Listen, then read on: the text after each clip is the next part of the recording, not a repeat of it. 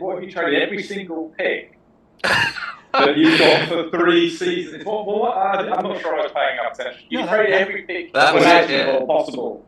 Yeah. So go on, what's the logic? Well, I was missing a second rounder in one of those years, and so I didn't really have enough ammo to make an amazing offer unless I overwhelmed with volume. And so, like, what am I gonna do? Tell them no? I want to hold on to this 6th round pick, or I want to hold on to that 7th round pick. Like, I'm not gonna like not do the deal over that, and they know that.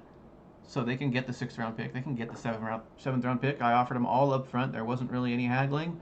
Just said, I'm offering you all my picks. I want 1.1 and that linebacker. I can see the logic. I mean, the wide receiver you've got, I mean, it's so hard to get them, isn't it? And I guess that was your logic, right?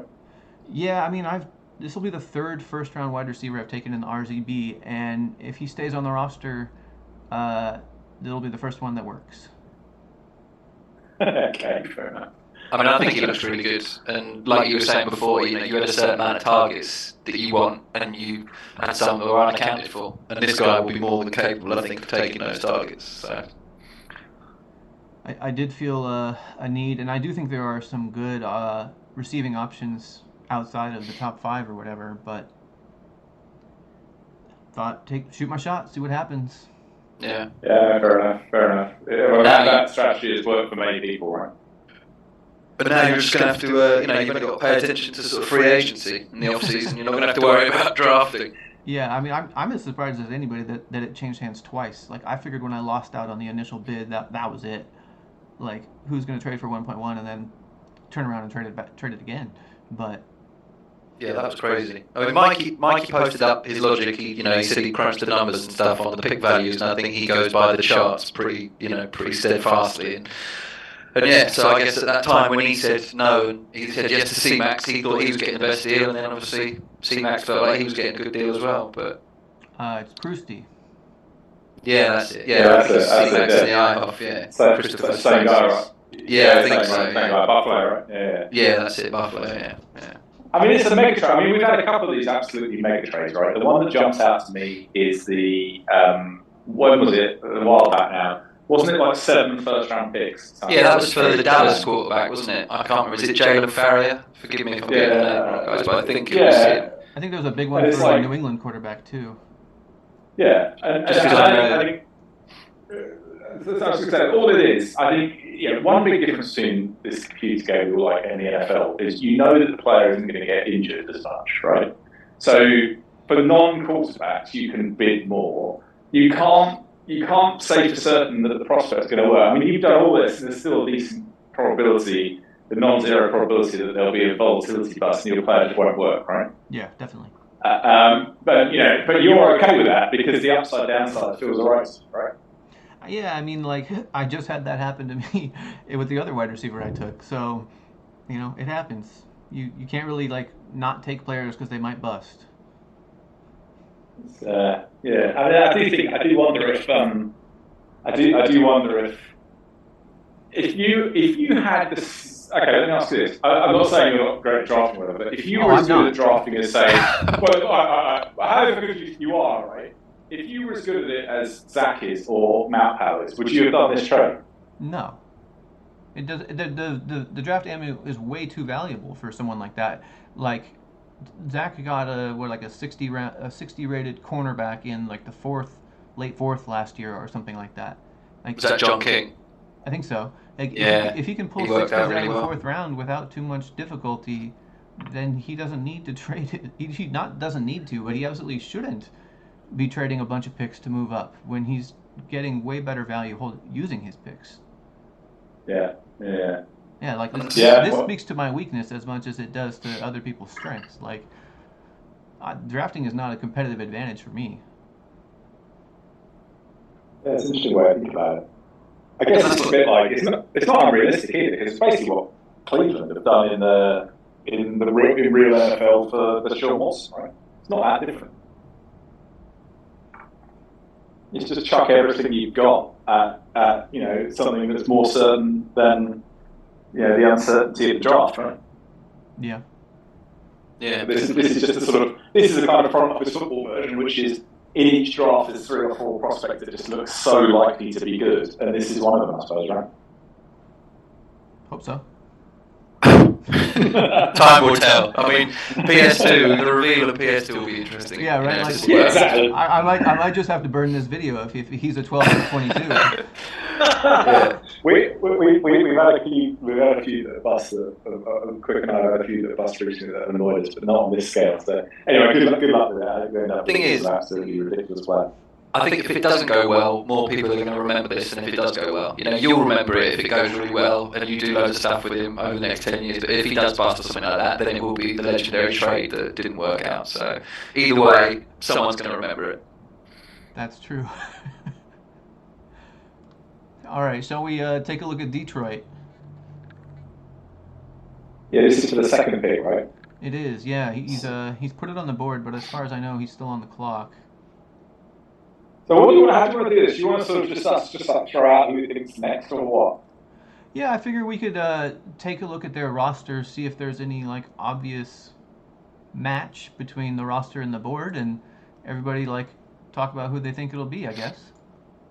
I mean, Detroit last year, did he pick twice in the top 5, or was it twice in the top 10? Like, he had 2 high picks, and I think he took a quarterback and the best running back available in that class. I think he took like the 3rd quarterback in the class, who ended up working out pretty well, maybe. He spent 1.3 on a quarterback who looks good. Yeah. And he spent 1.4 on a running back who looks good. Yeah. So then when I was looking at this, or a running back. Exactly. Which straight away, as soon as I came to mock this, I was like, is he going to go with just a position of need, or is he going to try and get value by going for another offensive player? Because he's got a couple of tight ends that look good, a 70+ receiver, so he's in another good position. He could make his pick of a lot of positions. You could see him taking another receiver just to kind of bulk up as much as possible, right? I mean, why wouldn't you for that high on the ball? Yeah. I mean, I don't know. It's hard to lean away from Vincent Braddock. He looks like the next best receiver. Oh no. Well, these Zoom meetings don't last very long. Oh, it is? It already come out? Yeah. It's telling me 10 minutes, so I'll have to make another. You've seen the Joel and Nick videos. You got to make the new one quickly. Oh. Yeah. We'll send them out. Is that Simon joining? Yeah. Yeah, sorry guys. I've been logged in as someone else half the day. Don't reveal your secrets. You're live on YouTube. You can guess who I've been logged in, so I just thought I'd better check the Fat Cat, and there was an invitation. Sorry. Oh, that's my fault. I should have sent it to both. I was Mr. Am I stopping the video now in the middle of it? Yeah, we're gonna come to a complete crashing halt right here. To say hi to you. I'm amazed with your what looks like old Cleveland Browns colored wallpaper or paint you've got back there. No, there's one of them backgrounds. Oh, this isn't really you. No, that's not my house. No, there's normally a staircase. This is on my work laptop. Okay, that's an interesting background. It's one of them fake ones, isn't it? Because there's Clint Eastwood in the back. It makes me look like I read books when I do.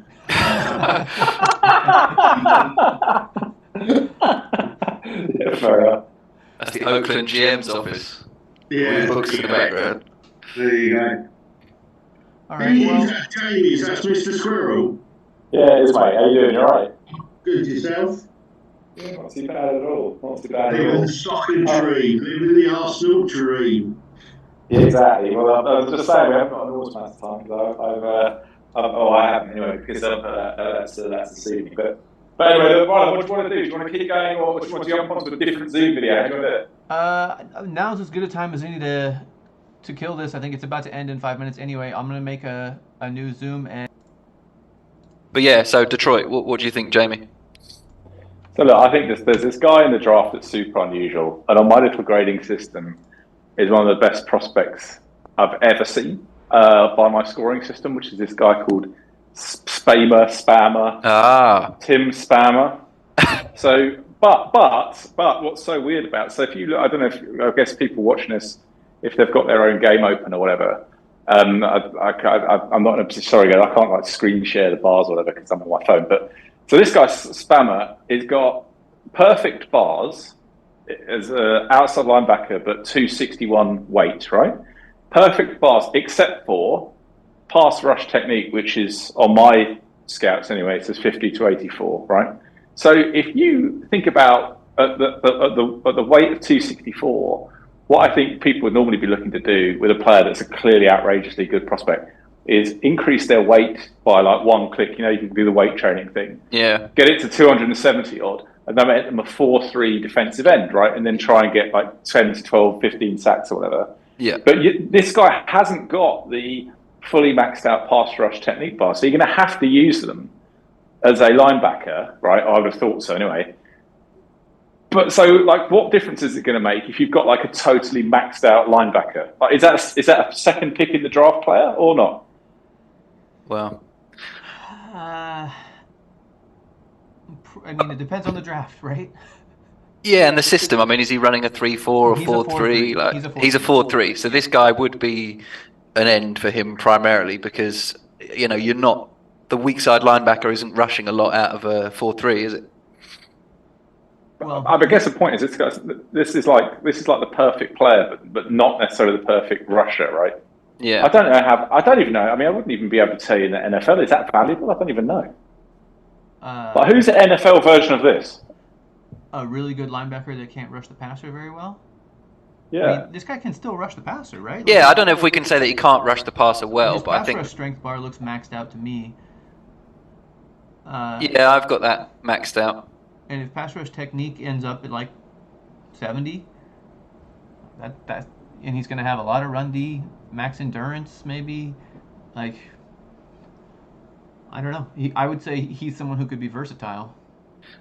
I think you could probably line him up in, a defensive end in some formations, then play him at linebacker in others. But he can cover. He's got good zone defense. But obviously with that size, I don't know how fast he can get around. But still, I mean, he looks prototypical. But like you say, in the NFL, you could scheme him useful in front of his football. You have to just plug him into one of those spots and then hope that his bars come through for you. So it's a different question. Yeah, I still think it's again, my little grading system thing has got this guy as one of the best prospects ever in the league. Wow. And actually has got as up there with the first pick, which I think is wrong, but it's just a calculation that's popped out of the system. Yeah, I think he comes up high on Draft Analyzer as well. He ticks a lot of boxes in terms of like his physical attributes and stuff, and I guess that pumps him to the top of most lists. Well, the combines, the combination of the bench and agility combine is like 1 in a squillion, right? Right. So yeah. I mean, this is a ridiculously good. I mean, if Zach was on here, he'd tell you with more precision than I could because he's got more, better numbers for this. But I bet you if you ask Zach what that combination of bench and agility combine translates to in probability is like so far off to the left or the right of the distribution, it's ridiculous, right? Yeah. And so does that help? I don't know. I can't translate that into like front office football effectiveness or whatever. Yeah, that's the thing. Like the rarity of the quality of prospect, this is an extremely rarely good prospect. Well, if you break it into that like 0 to 9 system or whatever that was, maybe you're more likely to get that ultra rare superstar if you're getting ultra rare combine combinations. Yeah, I could believe that. And this I think is what I've never cracked that 0 to 9 thing. I don't really understand it, but I instinctively like this is probably what a 9 looks like. Yeah. Simon, you haven't missed much. We're talking about 1.2 still. Okay. Who are you taking a 1.1 then? Well, 1.1's gone. It's going to be Ernie Workman. Ah, okay. I thought you might go to the running back. No, the pick is in. Oh, is it? Okay. I've just left a comment on the Zoom. If you can see the chat, there is there's a Google sheet if you want. You can pop in there and put your predictions in for the picks. Okay, cool. All right, I'm doing it now. I've made my All selection right. at 1.2. We've been talking about Tim Spamer, but there's definitely other options out there. Who do you guys like? Yeah, I didn't have him going to Spamer. I had him. I think.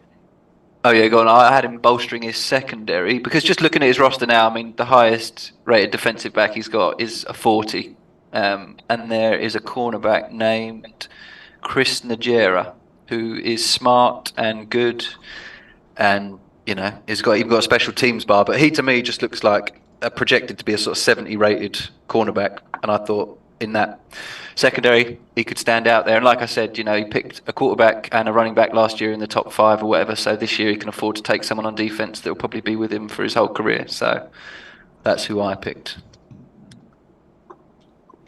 Yeah, I can see some logic for that. I guess we're identifying, while we're at it, on identifying the best players. And again, a lot of the best players are defense players. The one that jumped out to me, there's a maybe for 4-3 team, you mentioned, but it's not so obvious for the second pick in the draft. But there's a defense tackle called Cedric Young, who's 322, right? So maybe is more naturally going to fit in a 3-4 than a 4-3. But is another one of these players that just looks pretty close to being maxed out. Yeah. Yeah, that bench press is pretty good. Yeah, and again, it's got like a really high dash combine for any player, but there's a really high dash combine at 322 pounds. So it's like a sort of superhuman. There's a superhuman element there. I mean, if he's coming downhill at you, yeah. His dash is that good? Yeah, 496. I put that in the 90th percentile for any defensive line players, and he's meant to be 322 pounds. That's I'm looking at, like, in Draft Analyzer, they do different color variations for how good the combine scores are, and this is the dark green, where the best ones are a light green, the 496.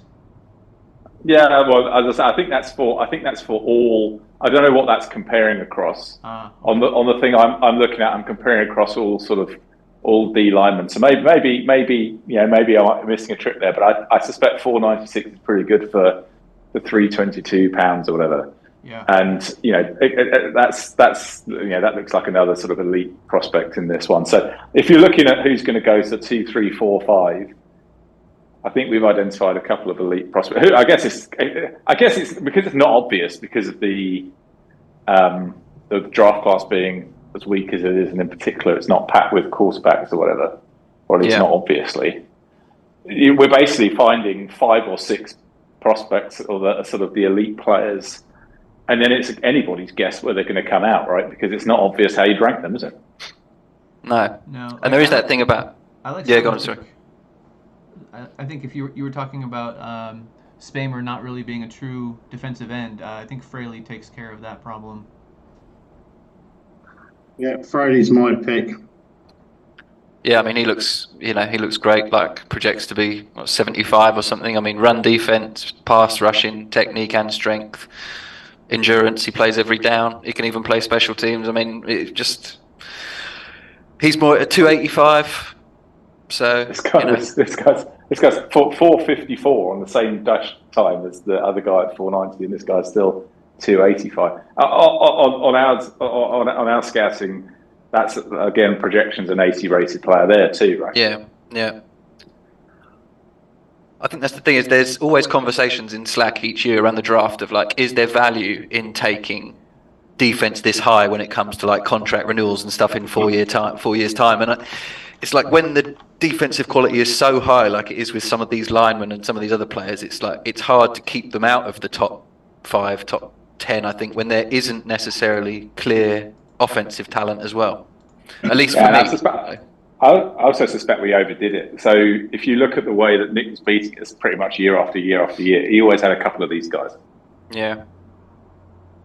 And it depends on your division, if you're playing in a pass-heavy division, then you need that pass rush, don't you? I think that's what someone was saying that about the AFC North. They've got I think T-Zac actually in that most recent video, you have to have a good pass rush because Rob's passing a lot, Baltimore's passing a lot. You have to play those guys. Those are the games you need to win every year to get yourself into the playoffs. So it depends what kind of defense you're trying to build to beat them. So are we basically saying in this mock draft that 2, 3, 4 in no particular order is some combination of these defensive players? Is that what we think? I had Fraley going next to Denver. I haven't looked ahead at the rosters, but I'm going to want to put a running back up there pretty soon. Yeah, me. The only reason I haven't put the running back here is because he's already got one. Jamie, do you want to get in on Detroit here? Yeah, well, I can't do the typing in. I've not got the ability to do that while I'm sat, so I'm not going to do it live. But I agree with.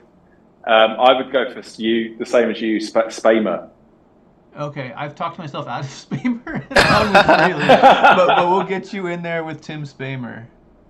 And that's just because you think that 90th percentile, you think if it is something, it's too much to be able to turn down at that spot. I think you sort of have to look a little bit beyond what you can see and just say that's an extremely rare caliber of prospect. Yeah. And like once in 10 years caliber or whatever. I don't know what the once in X. I don't know what X is, but X is not this. You don't see these every day. No. And so I have no idea what that does to your team. I have no idea if there's like an X factor element in the game, but I wouldn't be surprised if there was. Now, given there's not any other sort of more obvious mainstream things to take, in an attempt with a really high pick to do something that sort of might be transformational, I'd probably just go with that. Yeah. Yeah. And Hildebrand did actually send me a mock draft, the Washington GM. So he went with Workman as well at the first pick. And then for the second pick, he went for wide receiver Michael Paul. So he's sticking true to the RZB where the wide receivers go early, which I think is, makes sense. So Paul's a super interesting one, right? So at least on my scouting here, you've got a really good route running bar, what everybody wants. But on the dash, 451. That's that magic number, though, right? Is it, though? Do you think that's how it works? Do you think there's like a cliff or whatever? Not necessarily a cliff, but that's that number where, like, this is the biggest frequency. Like, you're going to find the most wide receivers with a 4.51 dash. That 4.51 is the most common dash number you'll find in the draft. So it has a wide range of outcomes. Right. That takes you to that map power thread from something with Ludacris like 10 or 12 years ago. Yeah. Well, I think he said something similar, which is like, to use the language statistics, the mode of the distribution, right? The most common outcome is potentially something meaningful. So, all right. So in that world, you'd say, well, that doesn't put you off Paul, even though it's not sort of a really exciting combine in what you would expect to be one of the most important elements. And then because everything else is present and correct, because you haven't got something else to pick, then, off we go. I can see. Who said that? Hildebrand said that, yeah? Hildebrand, Washington GM, yeah. And I mean, he's got high soul, and he's in a good star group, so his route running or whatever should fill out. You'd hope, at least. I think he looks good as well. I think he looks good. All right, should we take a look at Denver? Yeah, so I had Fraley for Denver just because I thought, he's too talented to keep off the board much longer. I am going to go Wigtail, if that's how I'm saying it. Running back. You going running back? Yeah, Wigtail. Oh, yeah, Dave Wigtail. Interesting. He's got a 68 overall running back. Oh, is he? Yeah. Oh, in that case, we'll go with Michael Paul. Because he's just got did he just get the... He's got a bunch. He's got like 4 or 5 good receivers. I don't know what he's doing with all his amazing receivers. Oh my lord, he has, doesn't he? And he's got to get his quarterback. Will he reach? Okay, come back to me. I'm going to go the wide receiver.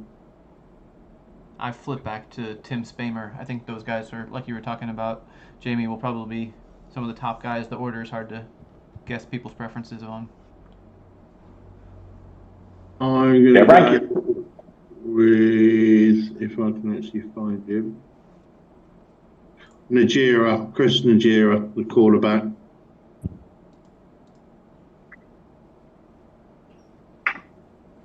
Yeah, I'd probably say. I mean, we've now got all the same names. It's just which order, right? I think. Yeah, I'd go exactly. With, I'd probably go with Farley, as you say, and then next up would be the wide receiver and running back you've just said, because I think that's.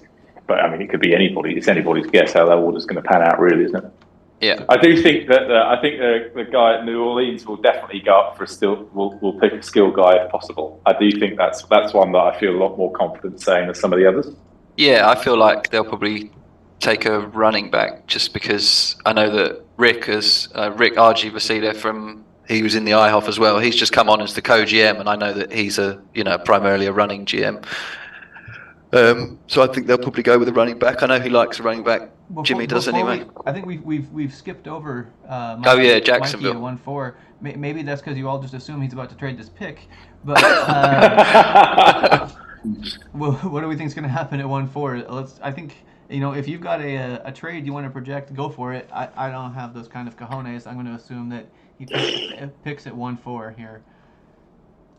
I think if that receiver, I think if the receiver falls to Slim, he's going to take it all day long, and that in my little mock, that's an option. So I'll do that. Which receiver? Paul. You like Paul? Yeah, I think so. Okay, I'll put you in for Michael Paul. I think he could go quarterback here. He did say, I can't remember if it was in one of the Schefter things, interviews, or whether it was just on one of his trade blocks or whatever, that he said he was looking, for a quarterback. So I think he could go for one of those three quarterbacks that are in there. But I had him mocked as taking, is it Skaven? Yeah, that's what I'm going to go with, yeah. So just because, he has good sense rush. I mean, the quarterbacks in this class, there's like three that are at the top, I think. And then after that, it's much of a muchness. So like between Upshaw, Conway and Skjerven, I just thought he'll probably go for Skjerven. He's got high soul, good star group, so hopefully he'd have a good avoid interceptions bar. Yeah, I agree with you. Yeah. So that's who I thought he'd go for. Yeah, that makes sense to me. Put that in. Yeah.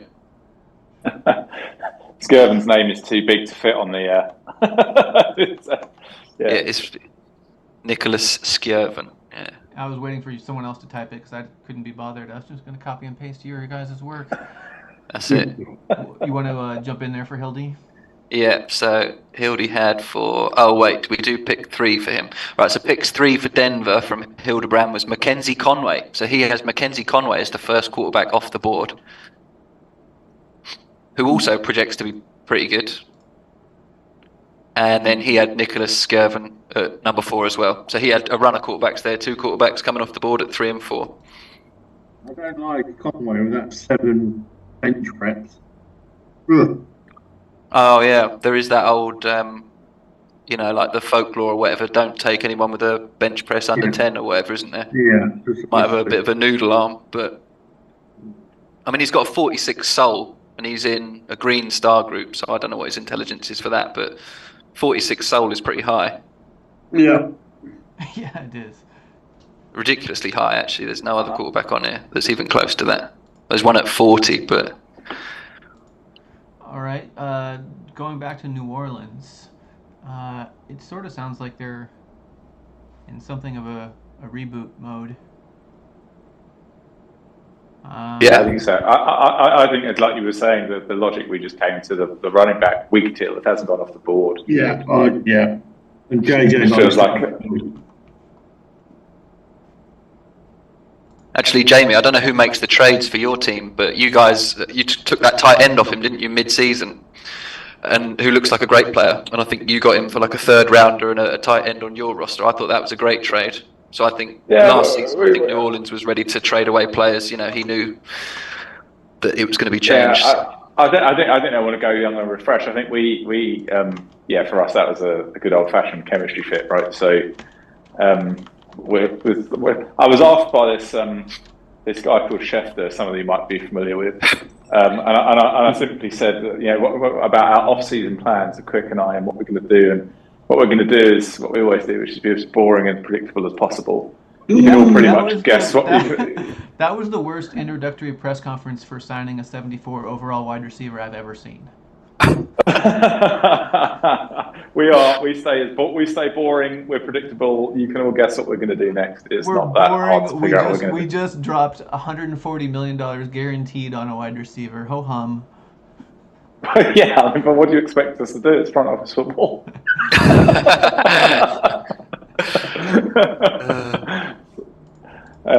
But yeah, no, we stay dull. That's the intention, and long may it continue.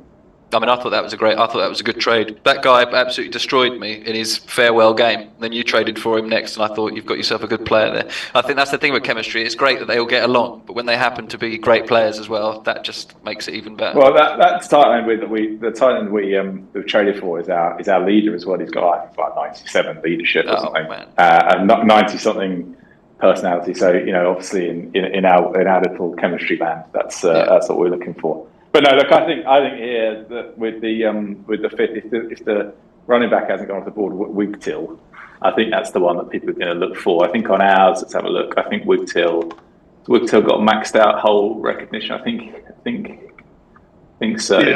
Yeah. And loads of other stuff too. So.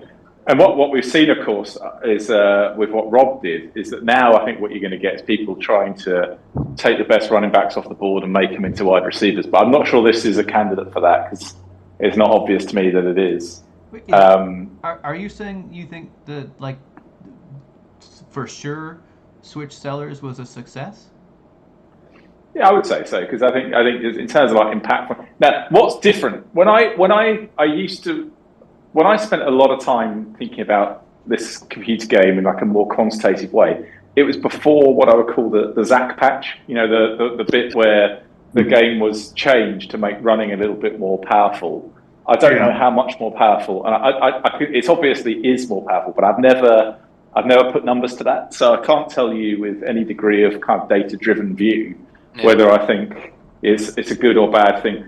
But prior to the Zach patch, basically all top running backs should have been drafted and then turned into receivers, right? Because if there's a chance that you can get a receiver. Now, probably not, because you look at all the people that are playing the game in a more balanced way. I think the game now simulates sort of like 1990s NFL a little bit more readily than current NFL. And so that's part of the reason why if you look at like 1980s NFL, so you can maybe think of the amazing linebacker at top of the draft we just talked about as maybe being like Lawrence Taylor, its 1980s NFL, and I could sort of believe all of that, and in that context, do you take every single wide receiver and run back and make? But no, for Rob and the way that Rob does it, like and how hard it is for Rob to get receivers, I think what he's done is highly logical. Yeah, if he knew those outcomes, I'm sure he'd do it again, right? I mean, maybe the pick right after Sellers is like an 80 wide receiver. Oh, is that right? I couldn't remember that. Okay. I think Max took a guy last year, a running back, with the view to hopefully turning him into a receiver. I think he ended up staying as a running back, but he's got maxed out route running and stuff as well. So I think people still have that on their mind when they see someone who's got the right physical profile.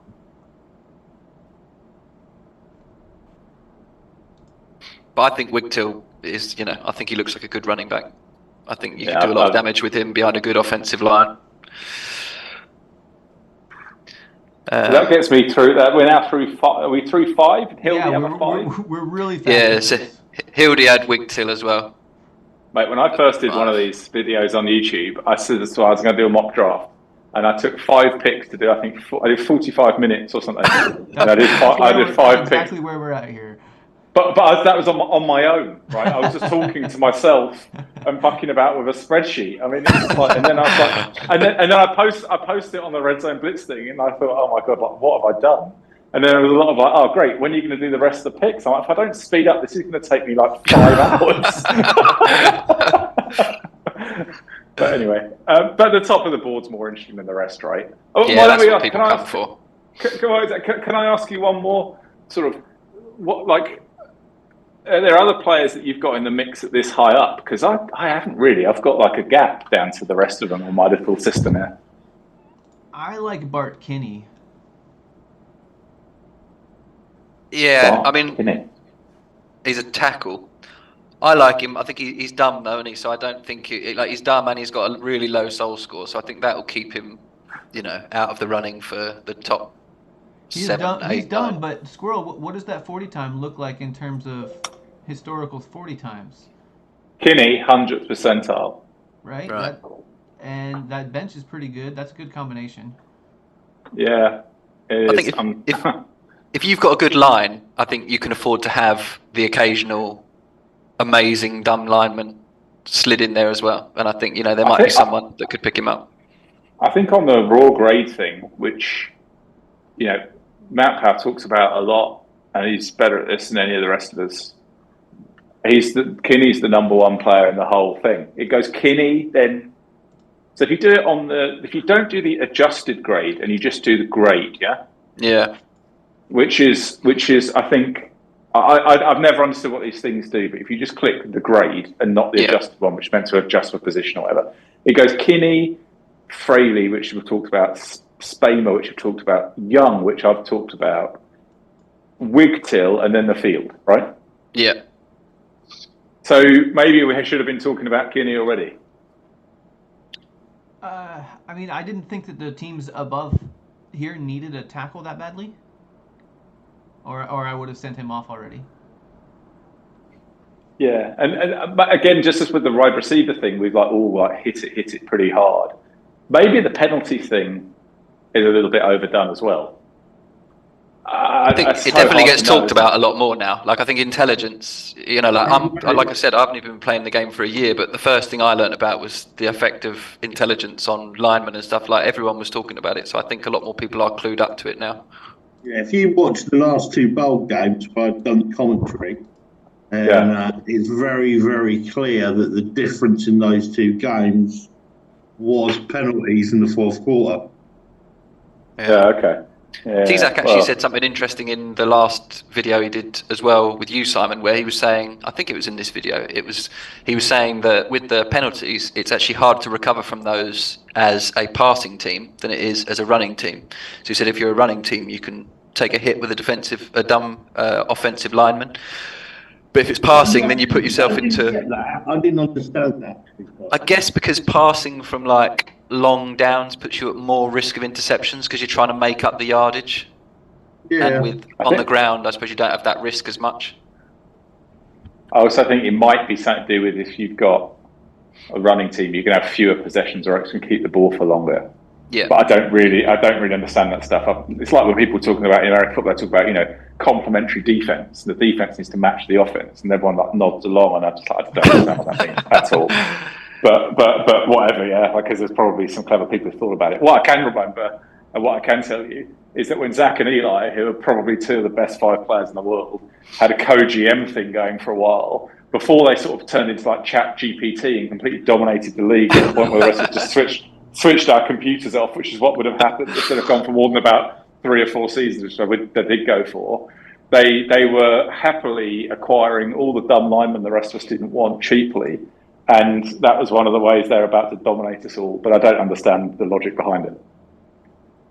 So this Kinney's probably pretty valuable, as I'm trying to say. Yeah, I think he's, from a talent standpoint, you can't doubt it. It just how much does... And there was a guy, not to view off to another league, there was a guy in the IHOF draft who wasn't as good as Kinney, and he fell a little bit further just because he wasn't super smart. He wasn't as dumb as Kinney either, but I think it changes how people think about it. So Kinney could drop just because of his intelligence, not because of his talent. I still think, anyway, in the 1-6 and with Wes, I think he's going to take, on my thing anyway, I think he's going to take this guy Young, Cedric Young. He's going to listen to all of this, potentially. And Young just looks too promising. I just think, I don't know if he does 3. I don't really think people care that much, right? If you've just got a massive, dominant player, it's just they'll fit somewhere. And I think Cedric Young is going to go nice and high, and therefore Young's in mine anyway. Okay. Wes does like best pick available, doesn't he? from what I remember. Yeah. When this crashes, I'll send out another link. Okay. When it resumes, I won't be with you because I've got to go. I've got to dash off. I've got an important engagement, which which Simon will know what it is. One of them at 7:15. So I'm going about 7:30 because I'm not missing West Ham for anything. Well, I'll do one more then. I think Seattle might take that quarterback. Just said his name. I can't pronounce. Skirvin. Yeah. And Hildebrand had a second running back going to Houston. He had Aiden Jenkins. So he had a run of 2 quarterbacks and then a run of 2 running backs. He's on the offensive train. Yeah. And then Seattle, I had Braddock going to Seattle because I think he was saying in a interview with Schefter that he was after receivers. And I think Braddock comes in there after Workman and Paul for me as the next best receiver. Where am I going to go? I'm going to go Upshaw. I think we have a bit of a reach for a QB. See, I did initially have him mocked as the first QB off the board, but then I went back and looked at it again and just thought, Last time I saw Kevin was going to take a quarterback with a top pick, he took a wide receiver. So I'm giving him a wide receiver. Okay, and then Hildebrand had for this, he's got Babcock receiver, but I think that might be Braddock. Let me just have a look. Yeah, it's Braddock. So Hildebrand had Braddock as well. Okay.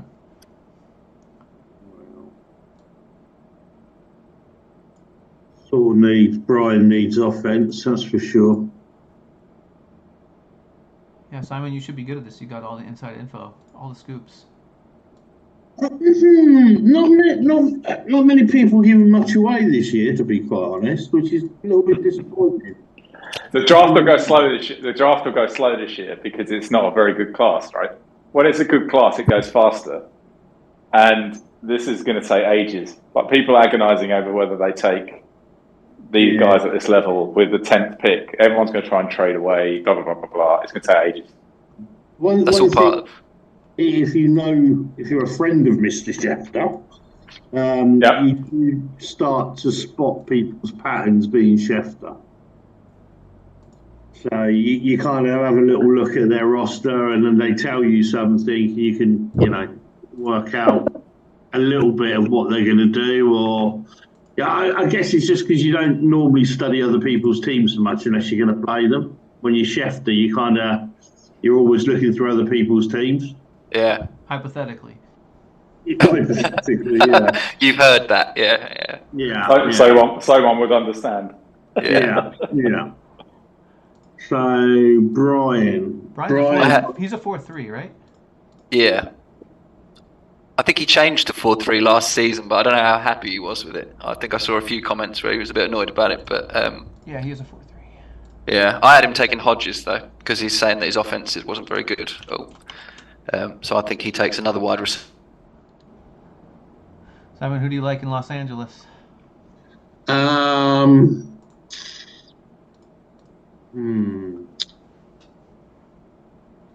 Rex Kennedy, the tackle. Rex Kennedy. He's been running the ball quite a bit the last couple of years, and I reckon he will add to that. He looks like the next great offensive lineman after Bart Kinney, I think. At least my stuff. He looks good. I've got a guy higher than him, but he looks like the next best tackle. Yeah. And I think... What pick is this? 9? Yes, coming up to Big A in Baltimore. Oh no, it's 8, isn't it? So Hildebrand had Mackenzie Benton, wide receiver, going at this spot. Yeah, I mean, come on, we're in the RZB and only one WR's off the board. Well, no, we got several, right? Are we?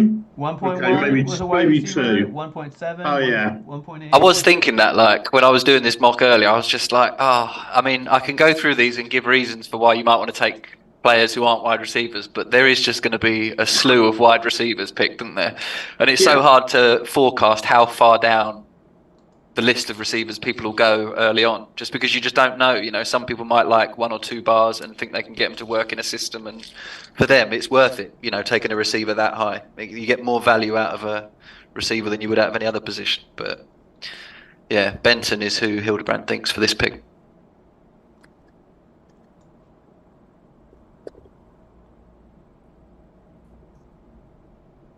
So who was next? Big A in Baltimore. I feel sorry for this man. What, being in the AFC North? Yeah, it was tough enough when I just had Julio and Rob to deal with. Now you got Zach in there. It's just like you might as well just give up and go home, might you? I mean, it is a brutal division. Aren't they? Everyone apart from T-Zach is an original in that division, aren't they? They've all been there since the start, I think. I think I've seen Rob say that before. So yeah. he's obviously used to it. Yeah. Their mates, I think they live pretty close, don't they, Big A and Rob? Oh, do they? Yeah. Because when we got him the Moranchik shirt, he took it round to him. Oh, did he? Yeah. Oh, nice. Yeah. I mean, it is a tough division. I had him taking that Spamer guy just because, you know, you're going to need pass rush. You're going to need edge players. You know, playing against T-Zach and Rob, the amount they're going to throw the ball. I think you need that kind of pressure. So that's why I had Spamer going 1-9 to Baltimore. I'm going to go JB Shields. I'm going to go curveball here. He spent 110 on a guard once upon a time, and I'm going to think that he's willing to spend 1.9 on a guard, so I'm going to give him Burt Williams. Interesting. Who looks And very good. Hildebrand thinks a similar thing. He thinks he's going to take Randall Leuchart, the tackle. So 2 people there think he's going to bolster his offensive line. Burt Williams' endurance is terrible. Well, both of those guys have bad endurance, don't they? What do you think? Do you put much stock into endurance on offensive linemen? I've kind of seen people say that it doesn't really matter, and I've seen enough good ones with low endurance. You know, they do okay. I think the problem is it's hard to find it. Like, if you find a good offensive lineman, you can't really not take him because he doesn't have endurance. Because how far, like, you either have to go way up the board to get a lineman that's really good and has really good endurance, or Yeah. you just take what you get. I mean, this Burt Williams on the sheet I've got in front of me, all his combines are red, you know, marked red. Yeah, So smart, yeah. they're all pretty outstanding. Zach said, didn't he, that low endurance players, more injuries. It'd be interesting to see what people take from that, the last video. Yeah. I mean, I don't know, you know, with obviously, I don't know how much the game simulates the contact and stuff, you know, so I don't know if certain positions are more likely to get certain types of injuries or whatever. But I mean, offensive linemen, I've never had that bad of an injury to an offensive lineman that's led me to think, oh, I need to be careful of anything. But, you know, I could end up getting someone have a career-ending injury in week 1 now. I've said that, but you know, from my experience, I've not had that happen yet. So it scared me off in other positions, though. Low endurance in other positions. But yeah, I think he'll be all right with Burt Williams. Or any of those guys, really. So Carolina, so Pip decided to keep that receiver in the end as well. Yeah, he did. Baxter.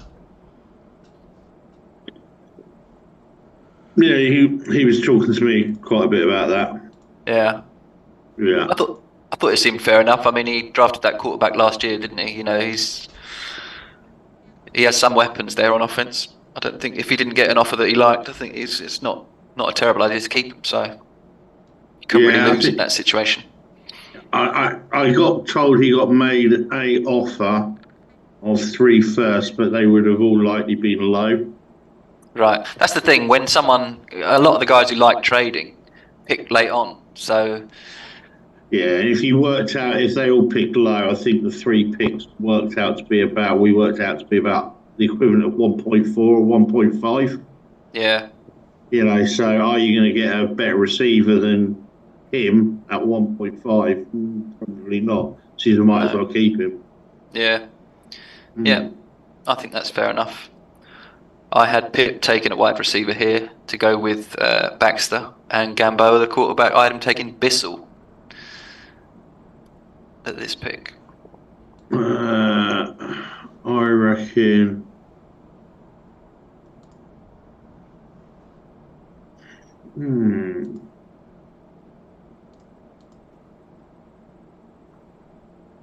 I'm going to go Young.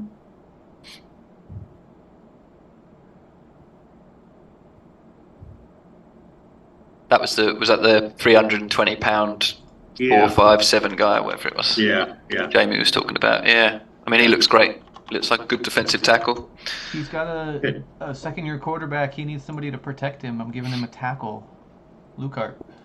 Oh, so you got Luke-Hart going off there as well? Okay. Actually, I'm going to change because I've just looked and he's got 260 rated and he plays 3-4. I'm changing. Sorry. No problem. That's the beauty of the Google sheet. I've got to find someone now. Who am I going to find?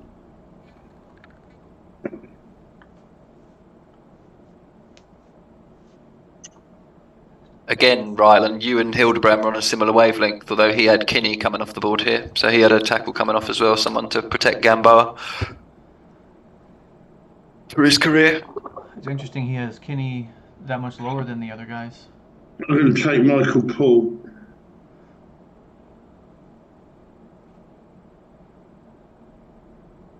All right, Michael Paul it is. San Francisco. 49. I feel like last I heard he was having internet issues or something. Oh my lord. Yeah, I don't know. I mean, he's got that co-GM now, hasn't he? Road, so I don't know how much they're working in tandem. Oh my god, he needs quarterback, running back, tight end, wide receiver. I mean, I had him taking a guard here. I had him taking Williams, Bert Williams. So thought it'd shore up his line a bit. Richie's done well for him, isn't it? QB. There isn't a tight end in the draft. I reckon he's going to go BPA here, so I will go with.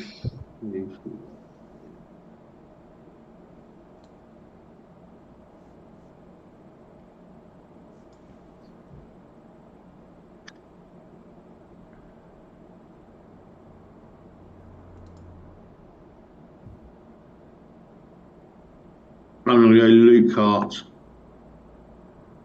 The tackle.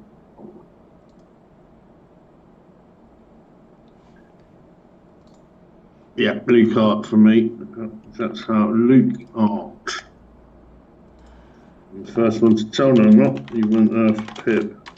And I think Hildebrand went with. So he's got him taking Wayne Fraley. So he's got Wayne Fraley falling out of the top 10 to pick number 11 to play on the opposite side. He went big on offense, which is understandable in the top 10. Yeah, which is, to be honest, I sort of feel like it's going to end up going like that. But so opposite. Is it Clifton Hopper? He's got in San Francisco. He's already got a 70 rated defensive end on one side. He's going to have a very highly rated defensive end on the other side now in Fraley. Oh, I've given him a wide receiver because I think he needs a wide receiver, and I've got Mackenzie Benton slotted in there. Now this is the interesting one. Fat Cat. Ooh, Fat Cat. The Oakland Raiders, or the Las Vegas Raiders, should I say? Yeah. Well, I'm not going to tell you who I'm actually looking at. He's actually, I'd say, a little bit hidden. Right. Cryptic. Who is it? I'm not telling you. All right. Simon, you should at least tell me. I got no ammo to move up. I will say I will go I'm intrigued by the Polish guy, Petrasak, the quarterback. He's got the low man bar. Will that come up? Oh, what, Gregory Pietraszak Yeah, at Petrasak. Illinois? Interesting. Yeah, You like him, yeah. or at least you're trying to throw us off the scent of who you do like. Okay. Yeah, that man bar, if it comes up, Who am I I mean, looking look at at? him. He's got. He's a cornerback. He's in the pink affinity group. Gregory Pietraszak Yeah, out of Illinois. yeah, yeah. Potentially. Oh, yeah, should we put him down for me? I mean, it depends on your scheme. I mean, if you're playing him, if you're playing certain defensive coverages or whatever, he can play zone and bump and run. Which I do. I also like Cody Yule. He's an affinity fit for my whatchamacallit, my DBs. Oh, let's be 100% honest. The person I'm going to take, if he's there, is who? You cut out right when you cut out. Like, I don't know if that was on purpose or not, but you cut out just as you said his name. The Polish lad, Petrasak. Okay, Pietraszak. Yeah, because I'm not lying at all. Well, I mean, that's coming out of left field for me. I don't think I had him. I had him on my radar. I do agree. It looks like you could use a DB. And would you pass up on Najera if he was still there? I've already chosen him to go, so I can't put him in again, can I? No, I'm giving you Najera because I think you would take him if he was still there when you're up. He's on my quite high on my list, yeah. What? So I'm potentially looking defensive end, tackle 100%, but I think the good one will be gone, and cornerback. Yeah, see, I'd love a quarterback, but I'm not wasting 1.12 on one of the three that are there. So you don't think, so out of the people that you've put, so how many quarterbacks? You've had 2 quarterbacks going off the board already. So you've got Skjerven and Upshaw gone to Seattle and Denver. Yeah, there's such a limit. There's so few quarterbacks in this league. If you I think people will reach for quarterbacks. You don't think there's anything in Mackenzie Conway that could tempt you to spend 112 on him if he was there? Let me have a look at him. Hildebrand's got him going 3rd to Denver. No. No, you would pass on him if he was there at 112. Of course I would. Interesting. Yeah, of course I would. I mean, sat here with the Kansas City Chiefs head coach. But like you said, he's got no picks. Yeah. He's got no picks, has he? So he's out of it from now on. I can't make any moves. No, that's it. I mean, tell him all your secrets because he can't do anything about it. Yeah, but he can then sit there and go, "Oh, pick this quarterback, everybody, because the fuck up wants him." And we have got our little rivalry. We do have our little rivalry going as well, don't we? A little bit. Yeah. It'll be more of a rivalry when you get a win. Yeah. Ooh. Was it 3-4 points combined last year? Yeah, exactly. It was like less than a field goal for 2 games. Yeah, if you knew how much I hate the Chiefs, I really do. I mean, you lost a lot of close games last year because I think I saw all your write-ups. It was always like, lost by 3 points, lost by 4 points or something. They were all pretty close. Yeah, I think because I ran quite a lot, I actually won by, low scoring as well. So there was a couple of blowouts, but every game was within about 7, I think. I mean, if you're running a lot, does it matter if you've got a stud under centre, or could you have just a game manager quarterback? Do you need a guy who jumps off the board, or could you take someone like a Conway if he's just going to be handing it off 30 times a game? If you look in free agency, there's a couple of quarterbacks I'm bidding on. One of them was my quarterback last year. Right. But I couldn't tag him because I needed to tag my wide receiver. So I've gone back in with him. I think actually Jamie's putting a large offer for him as well. Yeah, because their guy retired, didn't he? Whatever his name. Yeah, that's it.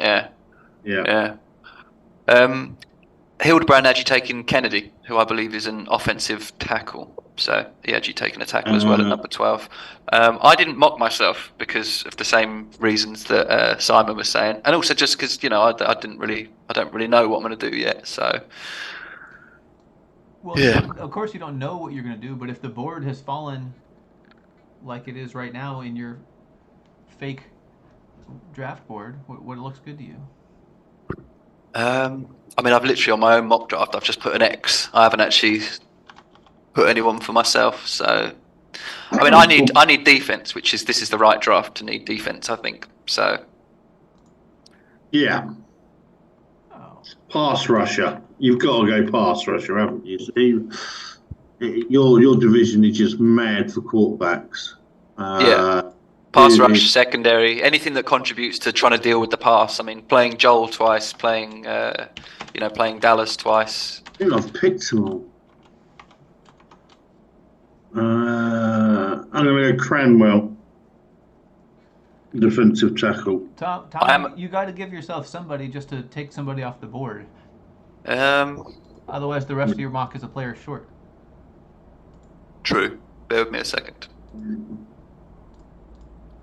I'm a 3-4 though, so my rushing comes from the linebackers for the most part. I will give myself. I'll give myself Clyde Gomez, outside linebacker. Your rushing is not coming from your outside linebacker positions unless those guys are no longer on your team. Yeah, that's where it should be coming from. I didn't say it was coming from there. That's where I'd like it to be coming from there. But the defense is very much a work in progress. Like when I took over last year, we were running off 3-4, and all of our personnel was a 4-3. So I had to just take guys off the free agency scrap heap and put them on the defensive line and stuff just to try and stop the run. Because, I mean, I don't know if you remember the first game of the season, but me and Joel played out like a 52 to 49 game, and it was like a college game. It was just insane. Where are you, Joel? Yeah, all right. Well, speaking of Joel, where are you? let's get Joel somebody mocked in here at 114. Oh, hold on. Hildebrand's picked for me in 113 before we move on to Joel. I keep forgetting about that. Guys, I'm really sorry. I've got to shoot because West Ham are about to kick off. So, okay, mate. What do you want me to do? Fill out the rest of this? You're certainly welcome to. You've got access to it. All right, cool. So I'll do it after 10 o'clock. All right. You can do it if you'd like to. There's no pressure. After we smash Manchester United. Come on, your lines. Well, enjoy it, man. All right, cheers, guys. Cheers, Simon. See you later. Joining, Simon. Right. All right. So yeah, he had me taking Williams, which is an offensive guard, guard, Bert right? Williams. Yeah, I mean, I was talking to you earlier, like about my guard situation on the left-hand side. It's something I would consider. So yeah, definitely. So Joel in New York. I think without having looked at his roster, I think he's been investing in O-line. I thought he had a pretty stacked O-line. I know that a lot of he has been investing in it. He's got 2 90s and 80, a 70. His O-line's insane. Yeah, I mean, how much of his cap is going on his O-line? Okay, a 95 center, 84, 93. I mean, that is crazy. A lot of his cap is going to the O-line. Yeah. So I suppose at some point he's going to have to renew, he's going to have to let someone go and get someone cheaper. Yeah, I mean, 42 million for that left tackle. Right. He's a great left tackle. It would be a good time to get a replacement left tackle.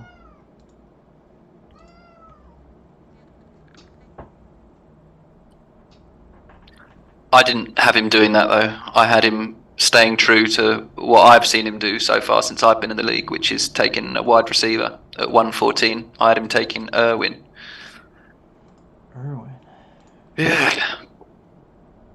I have to scroll so far to find wide receivers. I think that's just what happens, though, isn't it? You take the obvious wide receivers and then you just keep digging through the barrel. But I've got Irwin, as the sixth wide receiver on the board. Actually, ahead of some that have already gone. Oh, okay. I'll have to look at this Irwin person. Yeah, I can tell you what I think he's going to look like. Bear with me. Frank Irwin. Oh, got that big play.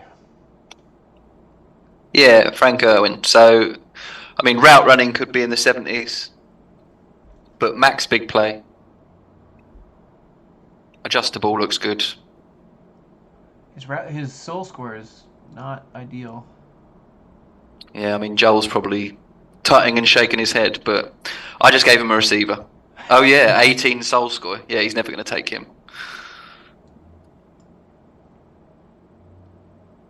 I want to have him replenishing that O-line and taking Rex Kennedy. I think that probably makes more sense.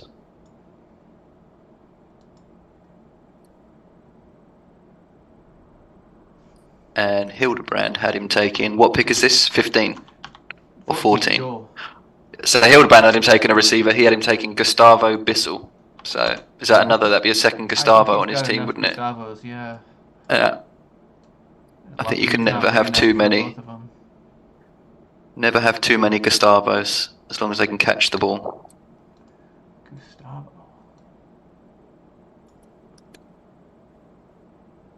Chicago in the AFC North. NFC North. At 115. Mr. Dave. I thought he needed secondary because I think I'd seen a couple of his defensive backs in free agency maybe, and then when I looked at his roster, I've got a feeling like he had a couple of 50s, a 55. He only has 2 safeties on the roster, or 1 safety on the roster. The other 2 are restricted free or restricted and unrestricted free agent. So I had him taking the first safety, which was Skurlock, to shore up that secondary. Yeah, that makes pretty good sense. I don't have any sense of what he likes to spend picks on. He could use a wide receiver. Because, I mean, Hardy Skurlock, that safety, I mean, he projects to be like a 76, full zone bar, full bump and run, 94 run defense. I mean, his man bar's high. He could play cornerback as well. I mean, he could go pretty much anywhere. He's at 196, so he's like almost at that 200-pound mark where you can sort of play safety as well. So really, he could play anywhere on the defensive line, on the secondary, sorry. All right, you sold me. I'm going to give him the Skurlock as well. He's dumb, though. That's the only thing. That's the only drawback. So might have the odd, pass interference penalty. Hildebrand for Chicago has gone. He's given him a tackle. He's given him Quinn Aguilar. Oh, yeah. I think I might have jumped Aguilar when I gave up Kennedy, now that I think about it. Not for sure. He looks like the 3rd tackle on the board, according to my stuff. Again, he's dumb, though. But it depends how much, you weight that versus his talent. So, because he looks to be nearly maxed in every category as well, apart from endurance. But he looks good. And I think he runs in Chicago, doesn't he? I think he's a running GM. I feel like he'd beat... But, really, though, if you're getting a tackle in this draft high, you're not getting a smart one. They just aren't there, really. Yeah, that's it. I think you make that compromise for the quality. And, I think if you've got... It depends, like I was saying earlier, how you've structured your line. I mean, if you feel like you can take one offensive lineman who might give up penalties every so often, then there's good ones in this draft class. And yeah, the Bears rushed the 2nd most last year, 607 rushing attempts. Oh, wow. Only behind the Bengals, who run 613. So. Well, maybe I need to. Maybe he needs an O-lineman then. He likes to run. Does he have a tackle? No. He's got a 65 rated right tackle, but he hasn't got a. He's got a 34 and a 45 at left tackle. If I had a left tackle, I would give him one, but I just gave up my left tackle. I guess Archie Stewart looks tempting. Yeah, I think if he's a tackle, makes sense to me. Combines aren't super impressive, but the bars are nice. All right, let's give Philadelphia another pick. I know you enjoyed that process thoroughly last time. See, it was hard enough having to pick one player off the board when I didn't give myself anyone. Now I'll have to. I am a little more prepared than this when I usually make my actual picks, but there is always that moment. Like, I know we've talked before about like buyer's remorse or whatever, and drafter's remorse. I always doubt myself at the last second. But I think with this pick, I'd probably go defensive back, I guess. And I think I would probably I've got to take someone that I haven't mocked to someone else. That would be best. Yeah, just having a quick scan down. I would probably let's go with Emmanuel Bryant out of Shepherd. Okay. At cornerback, because I need cornerbacks. I'm giving you Eric Dennis. Okay, thanks. I'd like him as well. I'll have him as well. Just for some variety in life here. Yeah. And then Hildebrand had me taking at 116. He had me taking an inside linebacker, Corey Falconberry, who I've not looked at. But let me just have a quick look at him. Yeah, I mean, he looks pretty good. Like, maxed out run defense, pass rush technique, man-to-man, bump and run. Is it Corey with a K? Yeah, Corey with a K. He's the top inside linebacker from Auburn. I mean, he looks great. He looks great to me. Yeah. He could play on my team if he wants. I'd take him. I think that's a pretty dang good position, Joe. Yeah. He looks good. I'd take him. And like you said, like, I want my pass rush. Well, I said I want my pass rushing to be coming from my linebackers, but it wasn't really. So this guy's got 100 pass rush technique, even though he's listed as an inside backer. I mean, he's 246, so he might be a little light to play on the outside. Bit, but, doable. Yeah. He's heavier than the guys that will go after him, though. The next two guys are like 223 and 230 something. So yeah, that doesn't work at all. I'd be happy with that. So New England at 117. All right, what does the Pat fan need? He's someone who said that pretty much his whole team, he will listen to offers on them at the moment, I think. So he's someone who's looking for a retool. So I guess that probably opens a lot of doors for him. I don't think he's necessarily that, if he's thinking about anything in particular at the moment, or if he's just going to go with BPA. What do you think? Well, he's got a history of investing in the O-line. Yeah, he's still got a pretty good O-line. I mean, a couple of 90s on there. Yeah, you could say that. His wide receivers are aging. I don't know that there's a receiver that's worth the spot, but...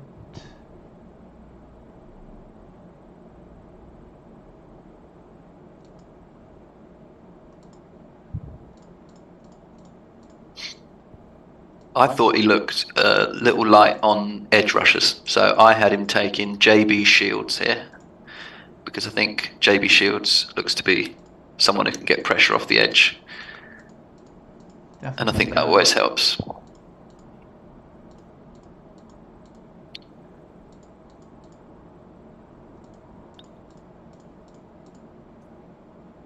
Yeah, because I mean, I'm not as good with the combine numbers and stuff as you are, and as Squirrel is, where I can sort of eyeball the combines and just know immediately what thresholds they should be over and stuff. I rely, on the draft analyzer and whatever else to give me the colours and stuff. But like, his looks good. I mean, a bench press of 32, 465 dash. Looks good to me. Projects to be maxed out in all the important bars that you care about. Run defense, pass rush technique and strength, even like things like a play diagnosis. He's got nearly 100 in play diagnosis and play special teams. He can wreck shit for you. He's 287 pounds as well, so he's a good size. That's who I'd give him. I'm torn between a wide receiver and an O-lineman. I like Connor Barrett at wide receiver, and I like Cedric Riley at guard. I mean, he's got a 66 rated left guard, so that guy might come in.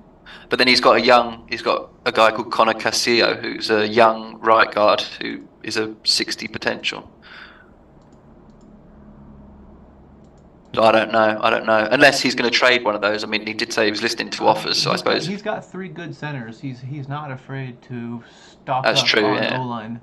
And I haven't. It's been like at least 8 years since he's drafted defense in the first round, I think. Oh, has it? So See, these are the patterns I don't know I about. just went through and looked through, the last few drafts. Oh, did you? Okay. So I'm definitely leaning offense. And Offensive line, then. If we're going Yeah. off previous habits, you think he's Yeah. going to stack the offensive line I again? do. I'm going to take Cedric Riley. Yeah. I mean, it can't hurt to do it, because then, if he does want to trade anyone away, then he's got someone who can just step straight in and play in his space. Yeah, like he's got 42 bench and a 4.9 40. Like, plus Yeah. his broad jump looks like it'll be better maybe than that bar is suggesting. I think he looks pretty good. Yeah. And he's 6'8" if you like tall guys. Yeah. Hildebrand had him taking JB Shields as well. On the subject of tall guys on the defensive line, does that only matters for, is it true 3-4? It's only one of them on the help file that's coloured differently, and that's, the little appendix or whatever says that means that height is taken into account on that position, I think, or is that weight? It's height. It's height, yeah. I don't know if it matters. It doesn't matter for 4-3, because I see some guys playing people who are like 5'10" at defensive end who look unbelievable. Yeah, I don't know. I think I think help file says it mostly matters in 3-4 defensive ends. Yeah. If that's how my memory has it, at least. Yeah, fair enough. So Indianapolis at 118. All right, what is They the- had. So you've already done this, right? You've looked through all the teams and you've assigned players already. Yeah, I Okay. did it this morning. I sort of agonised over it this morning. It's easy when it's not your team, though. Like that pick with Joel, I was going through stuff, and I did look at people's teams, and I looked at the the needs list on the game and stuff. Although you said that's not the most accurate representation of what people want, but I had a look through that. But as you can see, like that wide receiver with Joel, sometimes lower quality players might slip through and make it on there. So. But no, I did try and give people the time of day when I was making their picks for them. But it's like I say, much easier when I don't have to deal with the consequences of it. But I know that Indianapolis, because I was on the staff draft call when all the retirements came out live, I know that he had his top running back retire at like 29. Yeah. Unexpectedly, Will Banks. I think. Yeah, Will Banks, yeah. So I think he was pretty surprised by that. I know Rob was. Yeah, I don't think anybody should have expected that guy to retire. Yeah, but I suppose that's kind of like sometimes in the real NFL, isn't it? People just, if they've earned enough money or whatever, they just step away from the game. Yeah, I guess so. Because I don't think he was injured. At least, No, I don't think he was either. There was no obvious explanation for it when Rob was talking about it in real time. And like looking at his roster, it doesn't look like he was expecting that, because his next 2 running backs are a 26 and a 27 rated guy.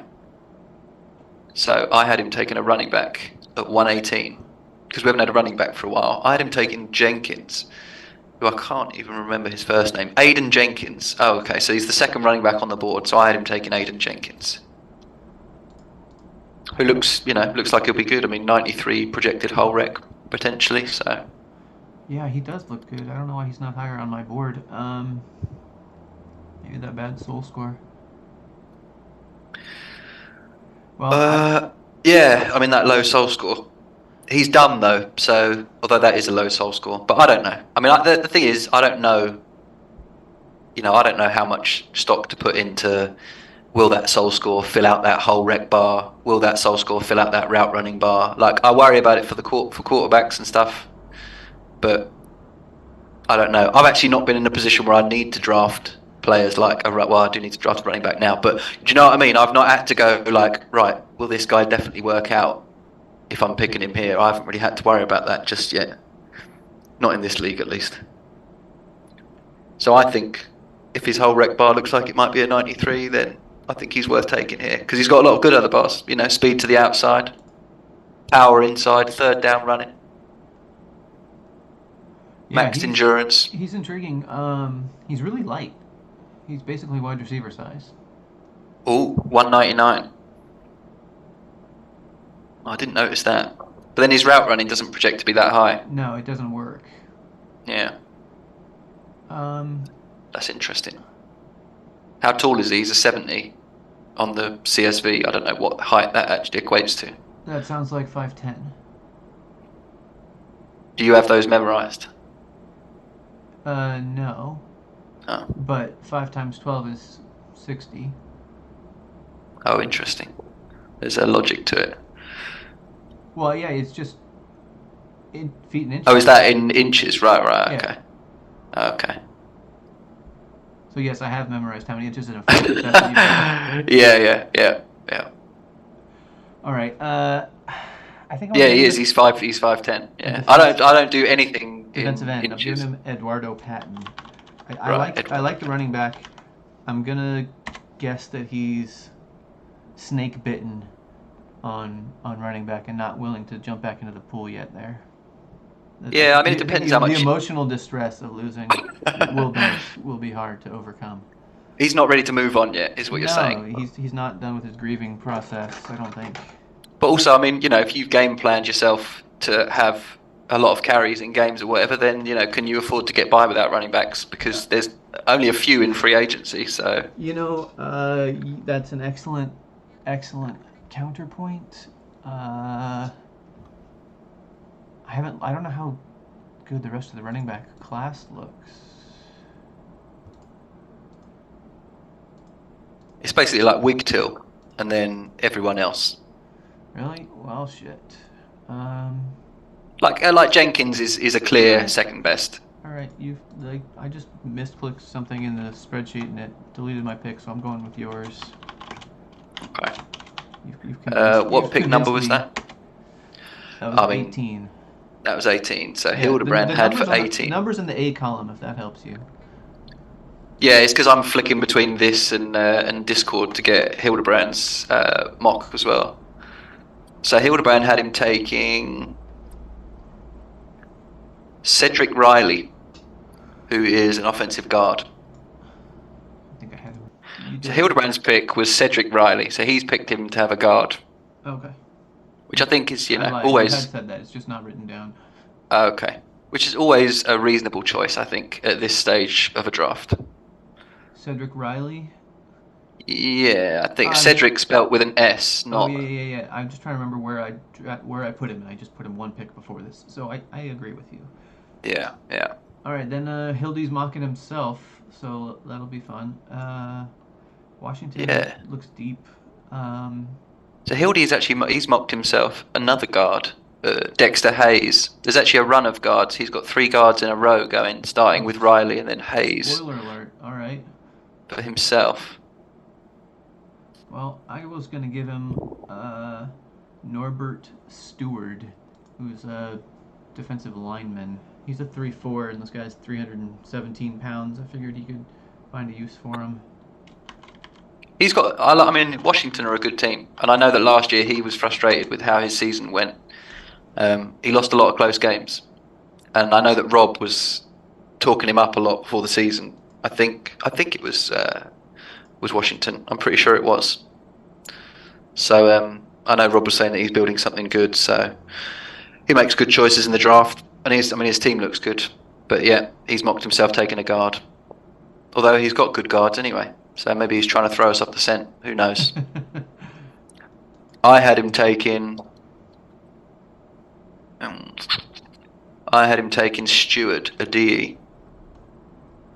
So the same as you. Yeah. So we're in synergy there. Yeah.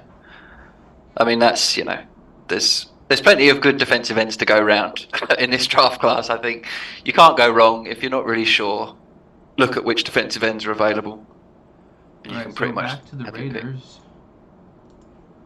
And Okay. let's see.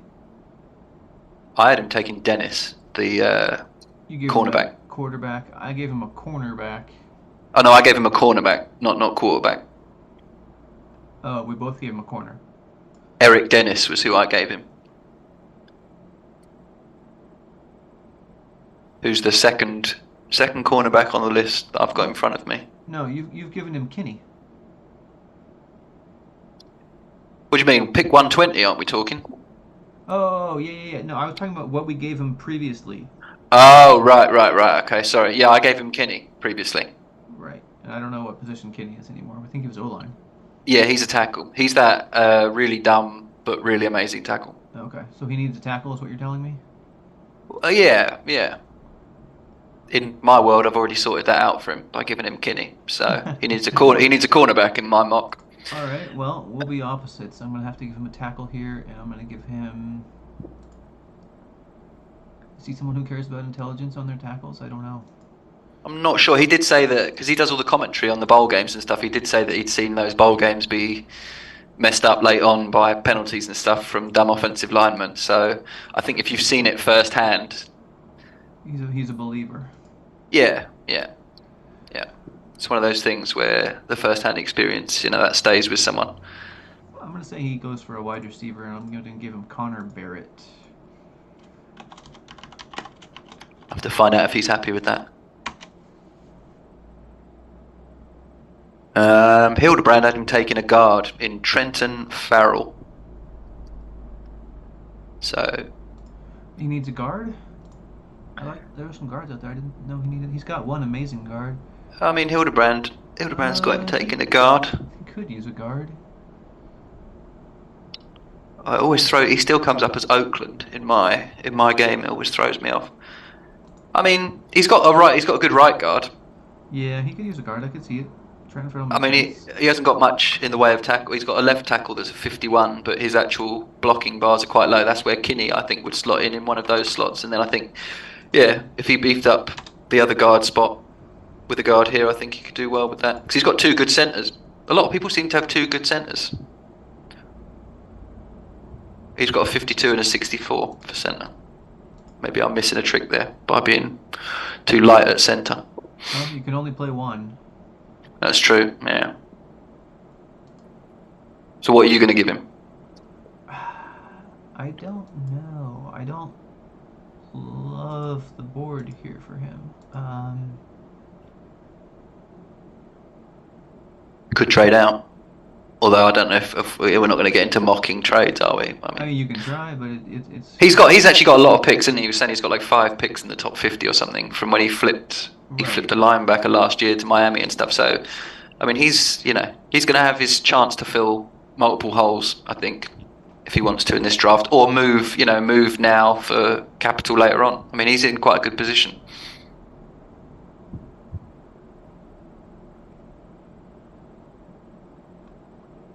Yeah.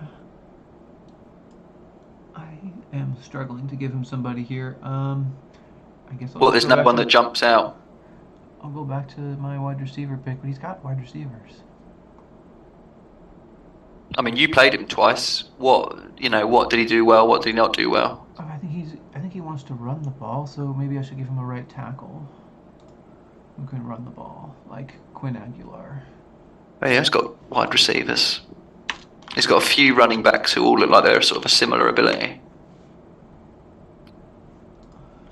I mean, he said that he wouldn't. Oh, I suppose you were here for this, but he said he wouldn't take a quarterback at 112. Any of those quarterbacks at 112 if they were available. He said that, yeah, but I that's the way he phrased that, or his tone to me intimated that he was worried this was going to get published before 112 hit. And yeah. He didn't want to give up information, which is fair enough. Yeah, I don't know that I'll get this up on YouTube before then or not, but yeah, it'll be interesting to see if those quarterbacks are there, what he does at 112, or if he tries to leap anybody to get one, or if he's like, nope, I just really hate those quarterbacks. They seem kind of polarizing right now. Yeah. And I mean, I think with quarterbacks and the top of the first round anyway, I mean, who last year would have seen Max's trade for Baxter happening, apart from Max? I don't think Baxter wasn't on anyone's radar, I don't think. So for me, there was these 3 quarterbacks, and they're the only ones that I've got in conversation for the top of this class, but someone might see something else in another quarterback that's just below them, that might make them think, well, they're probably worth taking a flyer on. I mean, I don't know. You know, it depends what you're looking for in a quarterback, doesn't it? But I would have thought if he's handing the ball off a lot, then if he just gets a young quarterback that can do that, it could be a win-win for him. But yeah, can't go wrong with a tackle or a guard either. Yeah. So Tezak. So I was like almost couldn't bring myself to mock for Tezak because I thought where he is in his drafting and where I am in my front office football journey and my drafting, like the polar opposites basically. So I didn't even fancy myself to take a stab at what might be going on in the mind of Tezak. But well, let's take a look at his roster, see if we can glean anything obvious that. Okay, he's got like 9 undrafted free agent quarterbacks. He's not set on a quarterback yet, clearly. Yeah. When I look at the amount of receivers and stuff he has on his roster, I just think, God, I'm definitely doing it wrong. I'm definitely not prioritizing the wrong positions, but I should just be stockpiling other positions. He franchised Wade. I actually ended up giving him a defensive end, which, you know, I don't know if he'll take a defensive end, but again, like I was saying earlier, if you're stuck for what to do, there's plenty of good guys to take. So I had him taking Patton, because I know he's got Alcott on one side, and I know he's got Dakota Weagle on the other. But if he wants to inject some new blood in there, then he could do it with a guy like Patton. So I had him taking Patton at 121. Yeah, you can't have too much pass rush up there in that division, I don't think. That's it, exactly. You know, in that division, the AFC North, you've got to be wary of those types of things. And I think if I just check Patton's profile, I think, so he can stop the run as well. You know, so if he's facing Julio twice a year and running the ball, he can play the run as well. And he's 76 inches tall. So, yeah. 6'4". There you go. 6'4". All right, so he's not a bad size.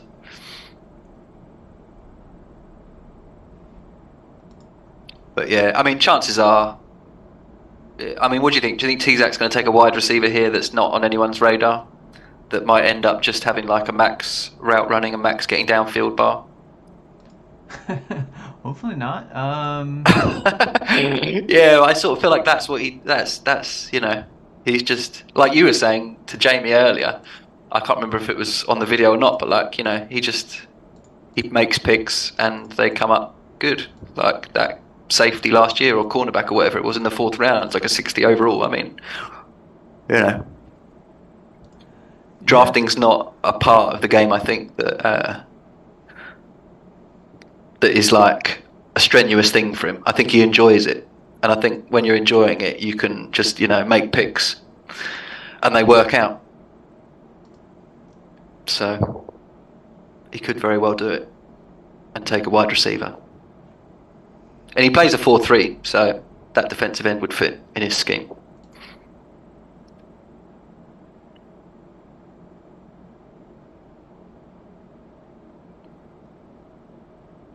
And I can tell you what Hildebrand had him taken. At 121, yeah, Hildebrand, true to fashion, he had him taking Connor Barrett, wide receiver. Yeah, it's pretty tempting. So he knows, he's on brand, he knows what Tezak likes. Connor Barrett. Connor Barrett, yeah, he's a consideration, absolutely. I've been trying to mock him to several people lately. I mean, if there's a wide receiver on the board, could you see Tezak picking another position? I mean, I don't know much about how he drafts, but I would guess it has more to do with what he sees in the prospect than strictly in the position. Yeah.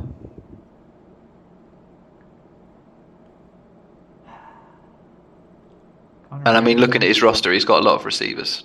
He does. Like a lot of receivers. But, you know, how many is too many? Yeah, I don't know. He likes to be deep, that's theoretically. Well, I've been trying to get rid of this guy. I might as well get rid of him. Connor Barrett. I think that makes sense. Nothing he does is great, really, but he's tall. He's got special teams. I mean, if he's, you know, I think in an offense like Tezak's, I don't know I mean, I think with people who are like pass heavy like that and they have a lot of receivers, I don't think you need like one guy carrying the show, do you? I think if you can come in, you can catch passes, you can get like yards after the catch and stuff. Right, and you're not getting a one guy who can carry the load at most likely at 121 in this draft. No, exactly. And so I don't think, like with like Workman or whatever, like he is a guy who's going to come in and be undoubtedly like a big target. He's going to see a lot of targets. He's going to be his usage or whatever, to use like a basketball term, is going to be high. Whereas on Tzak's offense, he's got like 20 wide receivers to choose from, so he can spread the ball around as much as he likes in all the different formations and stuff. So, and yeah, like you said, at that 121, you're not going to get a game-changing player necessarily at receiver, not in this league. Minnesota at 122. All right, they're a 3-4 team. Yeah, I had him taking Falconberry, that linebacker. Oh, he I looks thought pretty he'd play. good. Yeah, I thought he can play like strong inside linebacker, weak inside linebacker. He can play both the pass and the run, and he can rush the passer as well. So, thought he'd do all right there. I don't know who does the drafting in Minnesota or whether they work in tandem on it. Well, I think they will work in tandem, but I think it's been like I think that it's Don that's joined up to Minnesota, right? And I think he just joined. Yeah, I think so. Is it Hellzeld? Is that his username? Yeah, I think he just joined this season, so he hasn't had a chance to draft with him yet. Oh, okay. That's Right. Recollection of it. Maybe he's had one draft with him. Yeah. I mean, and looking at his roster, his linebackers, there wasn't anyone that jumped straight out at me. I think the highest rated guy was like 48 or something. Whereas he had good defensive linemen, a couple of 60s, and then he had a couple of secondary players that were 60 and 50 something. So I thought good linebacker there, you can't go wrong. Well, and I think. Go ahead. I was just going to say, I think in the NFC North, I think he plays Green Bay, who run a lot, and he plays Chicago, who run a lot, if I'm not mistaken. I'm going to give him Cedric Young, as previously highlighted. I think that. Jamie's guy, was that that was the 90th percentile guy, wasn't it? Yeah, he's got a huge grade. He's got a massive bench, good 40, and getting a guy like that who can have the endurance to play all the time, I think, is valuable. Yeah. And I think that Wolf likes his statics, so we'll see what happens. He likes his statics, does he? That's my theory. Okay. Yeah, he hasn't. All his nose tackles and stuff are like restricted free agents, or he's got a couple of defensive tackles who are unrestricted free agents. So yeah, I mean, making a move on someone for the middle of the line there makes sense, doesn't it? Hildebrand's got him taking another prospect that Jamie was saying is not an ordinary guy in that Spamer. So Hildebrand's got that Spamer falling right down to. Oh my gosh. 22. That is a massive gap, considering we've got Spamer going at 3, 9. I mean, I had him going at 9, and I thought that was like pretty far down for him. But yeah, I wonder if that's more indicative of the. I don't like to say meta, but like of the way the league is and the way different like the people are who have been here longer understand that defense just falls. Like Simon's not got Spamer going in the first 13. No. And I know that there has been some talk sometimes about like, linebackers in general. Like, do you want to fork out for good linebackers? How integral are they? I know Nick used to say on some of the videos that I'd watched, that they are important because they contribute against the run and against the pass. But I think some people still don't necessarily value linebackers that highly. But with Spamer, he was kind of like that prototypical. You didn't know if he was going to be an edge guy or if he was going to play back as a linebacker in coverage. He could sort of do a little bit of everything. It did seem like it. So it'd be interesting. It'd be interesting to see if he does go somewhere, between. I mean, if he does fall that far. Team or a 4-3 team. Yeah, exactly. Because if he went to a 3-4 team, you'd think at his. I think he was 6'4" or something, wasn't he? So he's not. Is he going to play defensive line in a 3-4, or would he then just be a linebacker? Like an edge rushing outside linebacker or whatever. I don't know, but I don't know if he'll fall as far as 122. But he could do. You know, he could, just because of like what we were saying, with valuing offense over defense. So, yeah, that's who Hildebrand's gone with for Minnesota. Pittsburgh, Trader Rob. Although I saw him calling you Trader Rylan earlier in Slack, so... Just for this year, probably. I'm not going to have any more trades for the next few years. Yeah, So. well, yeah, exactly. You got nothing left. Cupboard is bare. The well has run dry. Yeah, so Pittsburgh and Rob. I had him taking Kennedy, a tackle here, because I know he likes to pass, and obviously people are going to be trying to get to the quarterback in that division. So I had him taking Kennedy. I think when I looked at his roster earlier, I would be excited to take Kennedy if he was still on the board here. Yeah, I mean, looking at his tackles, he's got a couple of guys that look all right. He's got Ramirez, Turner, and Tanner, who, you know, a 40, a 55, a 48. You know, they look all right, but if you could bring a young guy in there as well, who could potentially be something, you know, because one of them's 31 and the other one's 30, so you think if those guys are coming to the end, then someone like Kennedy could step in and be there for the next X amount of years. I think that'd be a good choice for Rob there, if he's there. Do you want me to see what Hildebrand's given him? Yeah. Hildebrand's gone with... Find somebody for him. So again, like, Hildebrand probably on point with it, has gone for a wide receiver. He's gone with Quinn Hodges, going at 121 to Rob, which I think again is probably fair enough.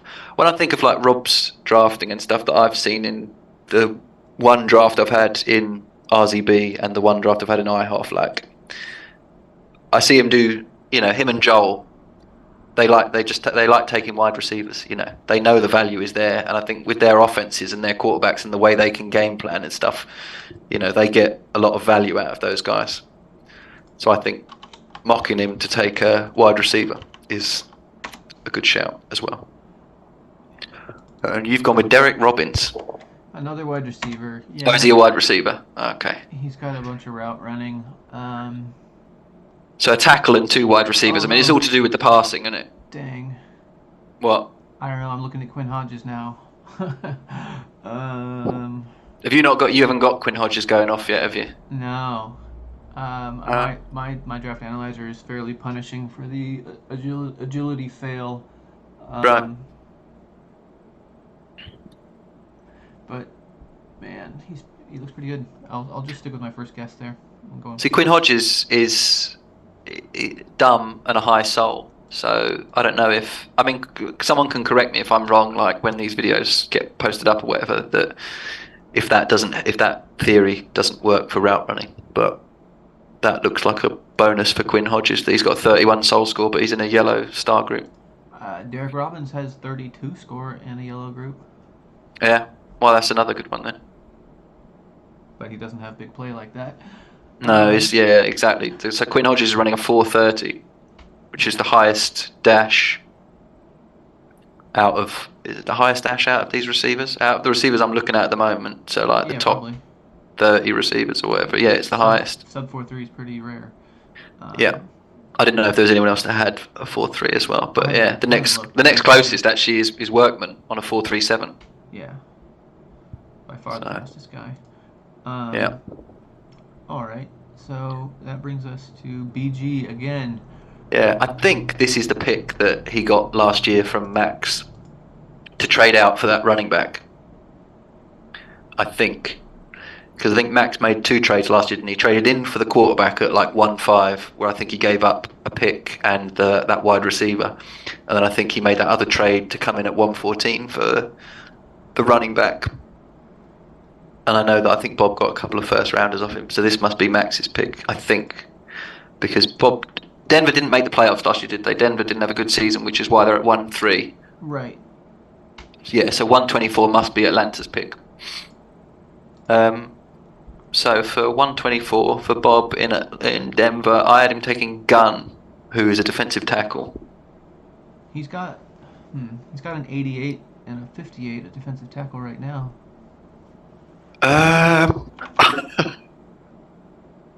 Don't make me squirm to choose someone else. Let me have a quick look. I'm trying to remember. Let's see. You've already given him a defensive lineman. You gave him Wayne Fraley, a defensive end. I mean, he's going to be bringing absolute heat with these picks I'm giving him. He's already got an 89 and a 58, and now he's got Wayne Freely, a generational defensive end at number 3 or whatever, and I've just given him another guy. All right, well, have you got anyone for him? Maybe I'll have a look for someone else. He's got so much depth at corner. I feel like he could use another starter, but these guys aren't bad. How did you split it with him last year? In Denver? Yeah. Like, what sort of team is he? A running, passing? Oh, I think he's got a talented passing offense, but he's also, I think I'd put it as he was pass oriented but fairly balanced. See, I mean, he's someone who, looking at their roster, does he have a quarterback? Does he have someone retire or go to free agency? Because he's got 2 quarterbacks on the roster. Joel Ackerman is his highest rated at 35.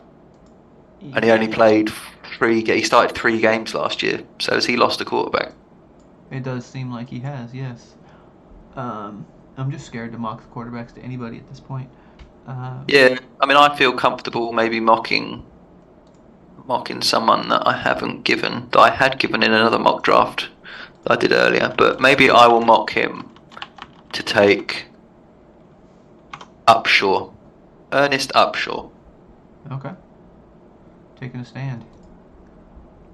Who I think, could be a quarterback. He's got good bars, quarterback in the 60s, good soul. He's smart, which could hinder him when it comes to his avoid interceptions bar, but in some grades on this sheet and on my draft analyzer or whatever, he grades well. So depends what Bob wants to do with him. He's got a low sense rush, which probably works against him. But at 124, what do you expect? Yeah. What do you expect when I'm working on the fly and I've given you a defensive end? What do you expect when I then have to pivot to a quarterback at the last minute? So.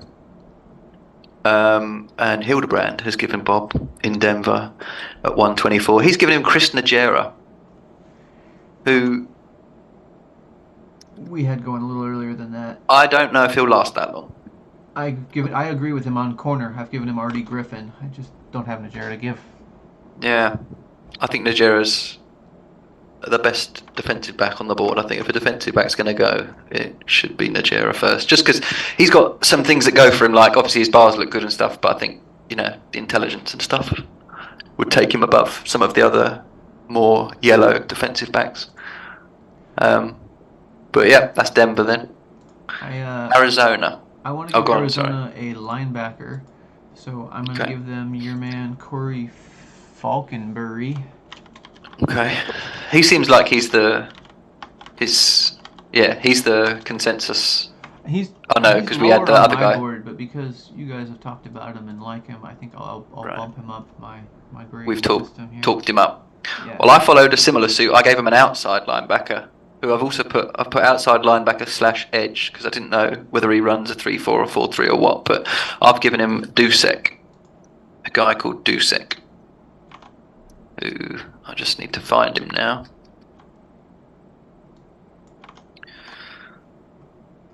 Dusek. Yeah, I mean, looks to be pretty good.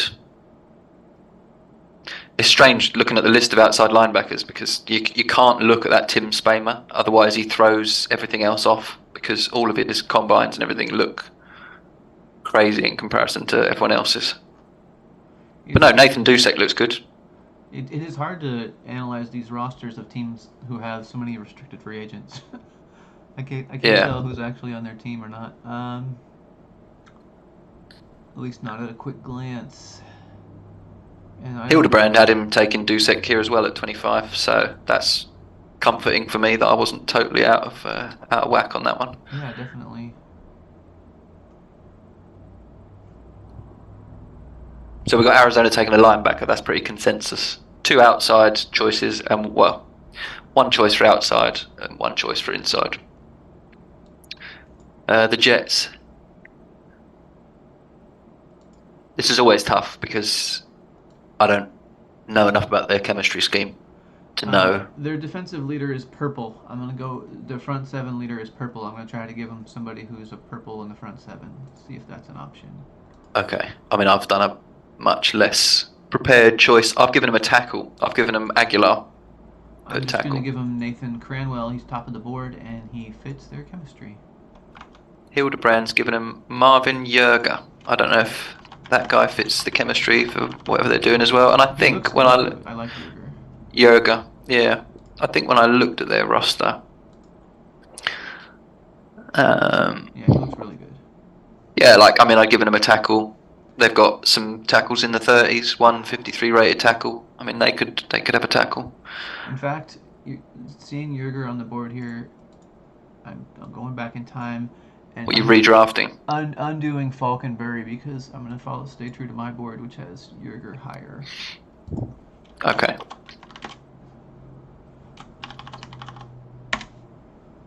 Okay. And then Yes. we've got... Wait, what was Cranwell? Oh, he's a defensive end. Yeah, I remember him. Tennessee.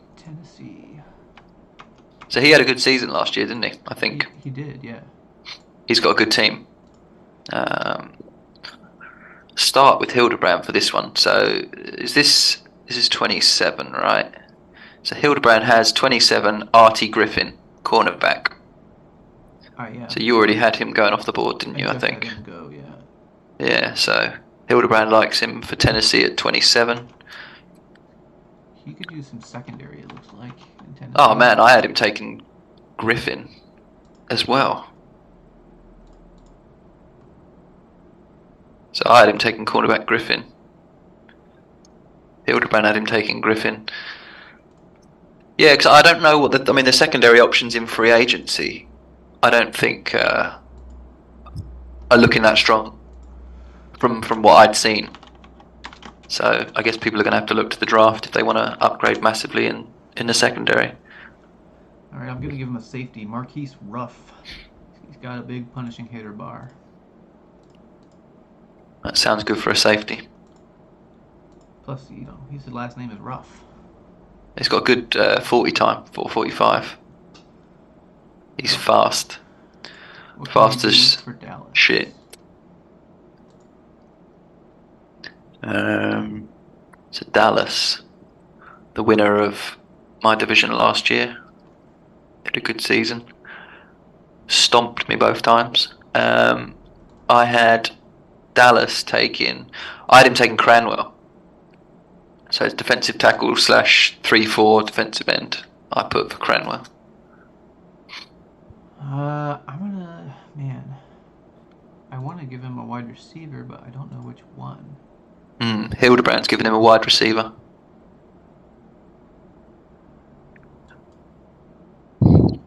Hildebrand's giving him Wendell Reed at wide receiver. Yeah, he's gone farther down the list than I have. Yeah, that's not a name that I'd seen. I'll throw Quinn Hodges his way. Quinn Hodges was still on your board? I believe so. Yeah, he was, yeah. No, I can't see Quinn Hodges anywhere else on yours. Alright, Tampa.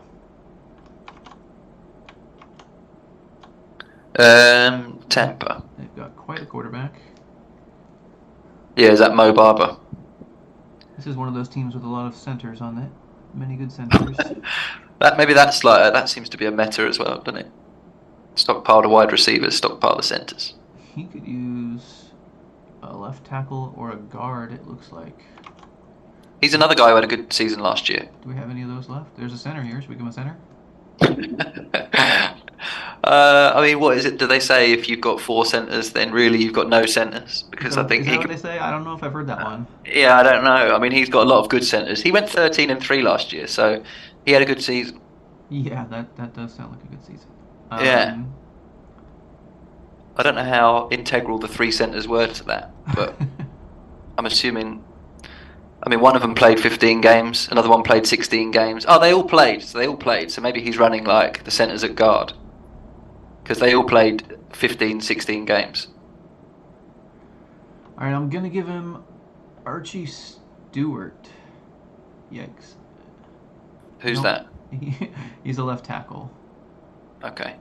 He doesn't Who- look as good as these other people, but I think he needs a left tackle, and he's high on my board. Hildebrand's given him Patton, who's a defensive end, a pass rushing, run stopping, game wrecking defensive end. So he's helped him out there. I gave him Riley, a guard, so he can give one of those centres the day off and play Riley at guard. All right, Buffalo in my old slot.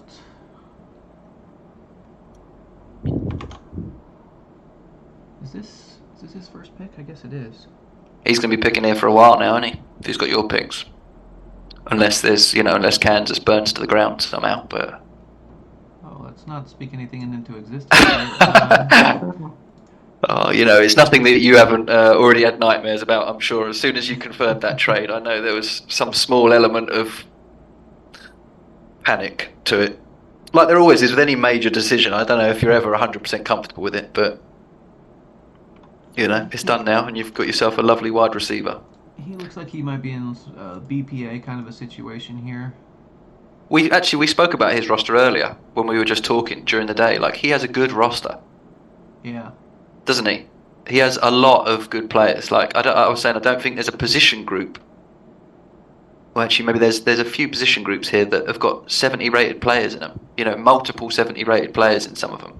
So he has good players. He took a great safety last year, Dylan Strickland. I remember he drafted him at 1-6. I think he was rebuilding his secondary last year. So. Oh, he does love secondary. Is there a good secondary guy to give him? I don't know, man. I mean, he's got pretty good secondary. He's got maybe he could do with a cornerback. I mean, he's got a 60 rated cornerback, a 70 rated strong safety, a 60 rated free safety. I mean, my first impression was I'm going to give him Marlon Alley, but I'll leave you with the. Who's that?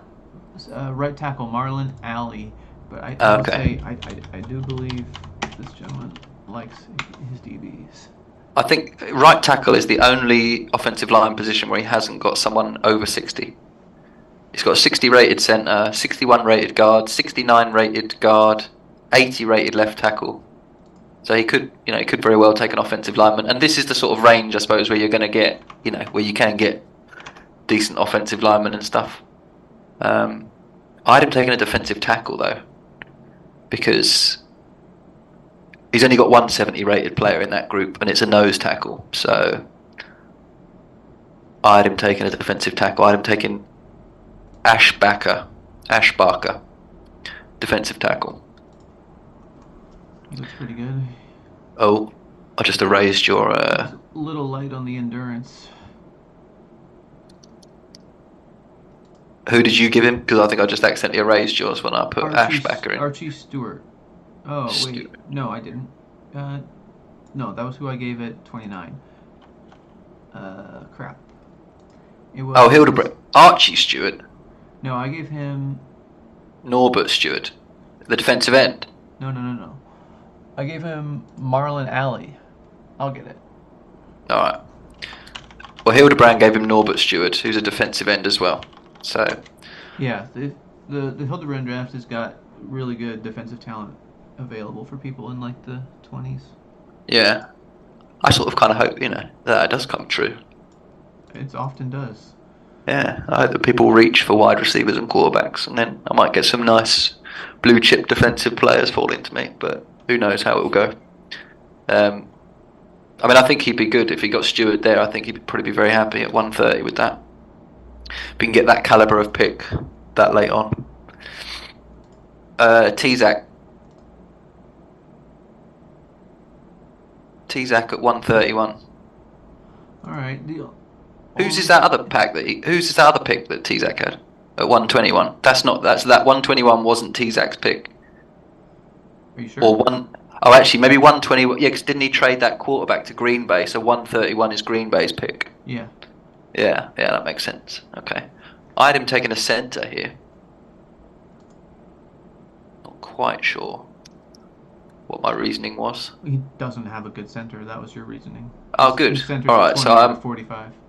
all right, I might have landed on one with that then. And I know, like he was saying, the passing game, a lot of stuff in that video the other day was really good with Simon. A lot of stuff where he was talking about how, like, when he's going to try and build a certain team, and Rob was saying it as well, guys who pass a lot, like, you want to have a good line and stuff, you want to keep the quarterback upright, whatever, so having a good centre can help. Oh yeah, because his centre's in free agency, that Leland Small. Alright, the only thing I know about T-Zach's drafting is that he likes tall corners, so I'm going to give him Emmanuel Bryant. He's 6 feet tall. Is that a T-Zach idiosyncrasy? He likes tall corners. I have no idea. I think he likes DBs that can play across the secondary, doesn't he? Because I remember him last year during the last draft, a lot of talk about, a good weight and a good height and stuff on a defensive back. So versatility, I suppose, is key.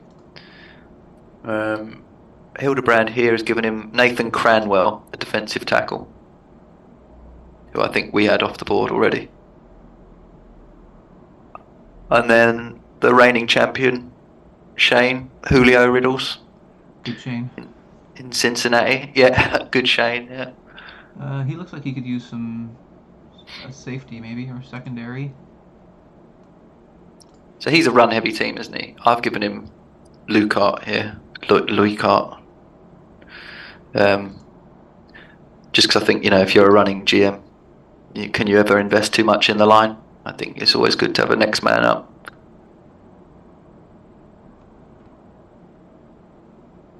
So that's who I think he might go with. Hildebrand's given him Hardy Sherlock, the safety. Yeah, I'm trying to find somebody in the defensive backfield for him. I remember talking to someone about... Someone was talking to me about intelligence and defensive backs, and they used Julio as an example of someone when they were telling me about how to draft, like, how to pay attention to intelligence and how important that is in the secondary. They said if you watch Julio draft, he will always draft like smart secondary. He just doesn't draft dumb secondary. So I don't know how true that is. I'll pay more attention to it the longer I'm in the league. But yeah, I think, if you were going to give him a secondary player, I think that's obviously something you'd have to think about. Because if he pays attention to that stuff, then yeah. So that's what I was going to say. What do you think?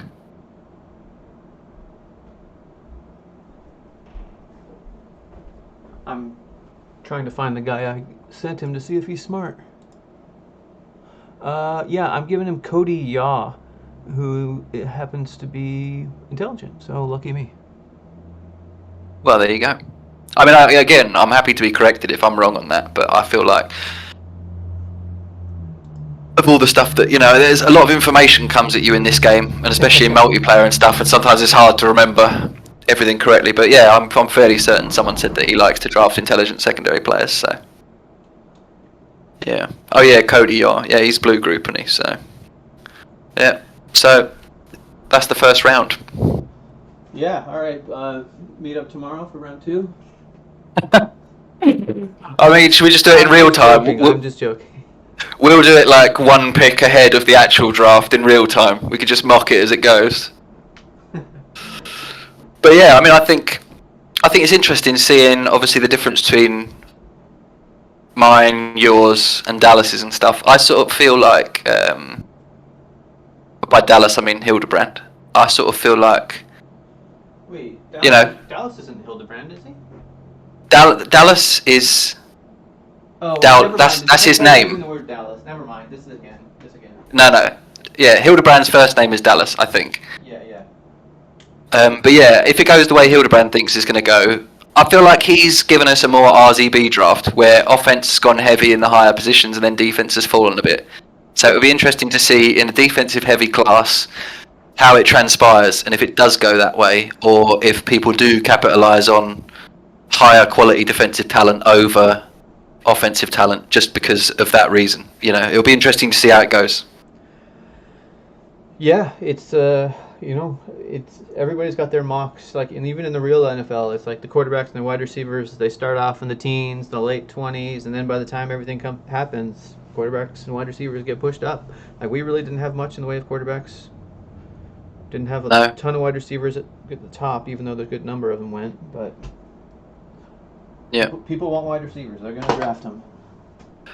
That's it. You have to give the people what they want, and I think that's wide receivers and more wide receivers. It's good mocking from Hildy. Yeah, definitely. All right. I've got to run here, unfortunately. I would love to keep chatting some more, but I got to be somewhere. Yeah, that's cool, man. Thanks for sorting this out.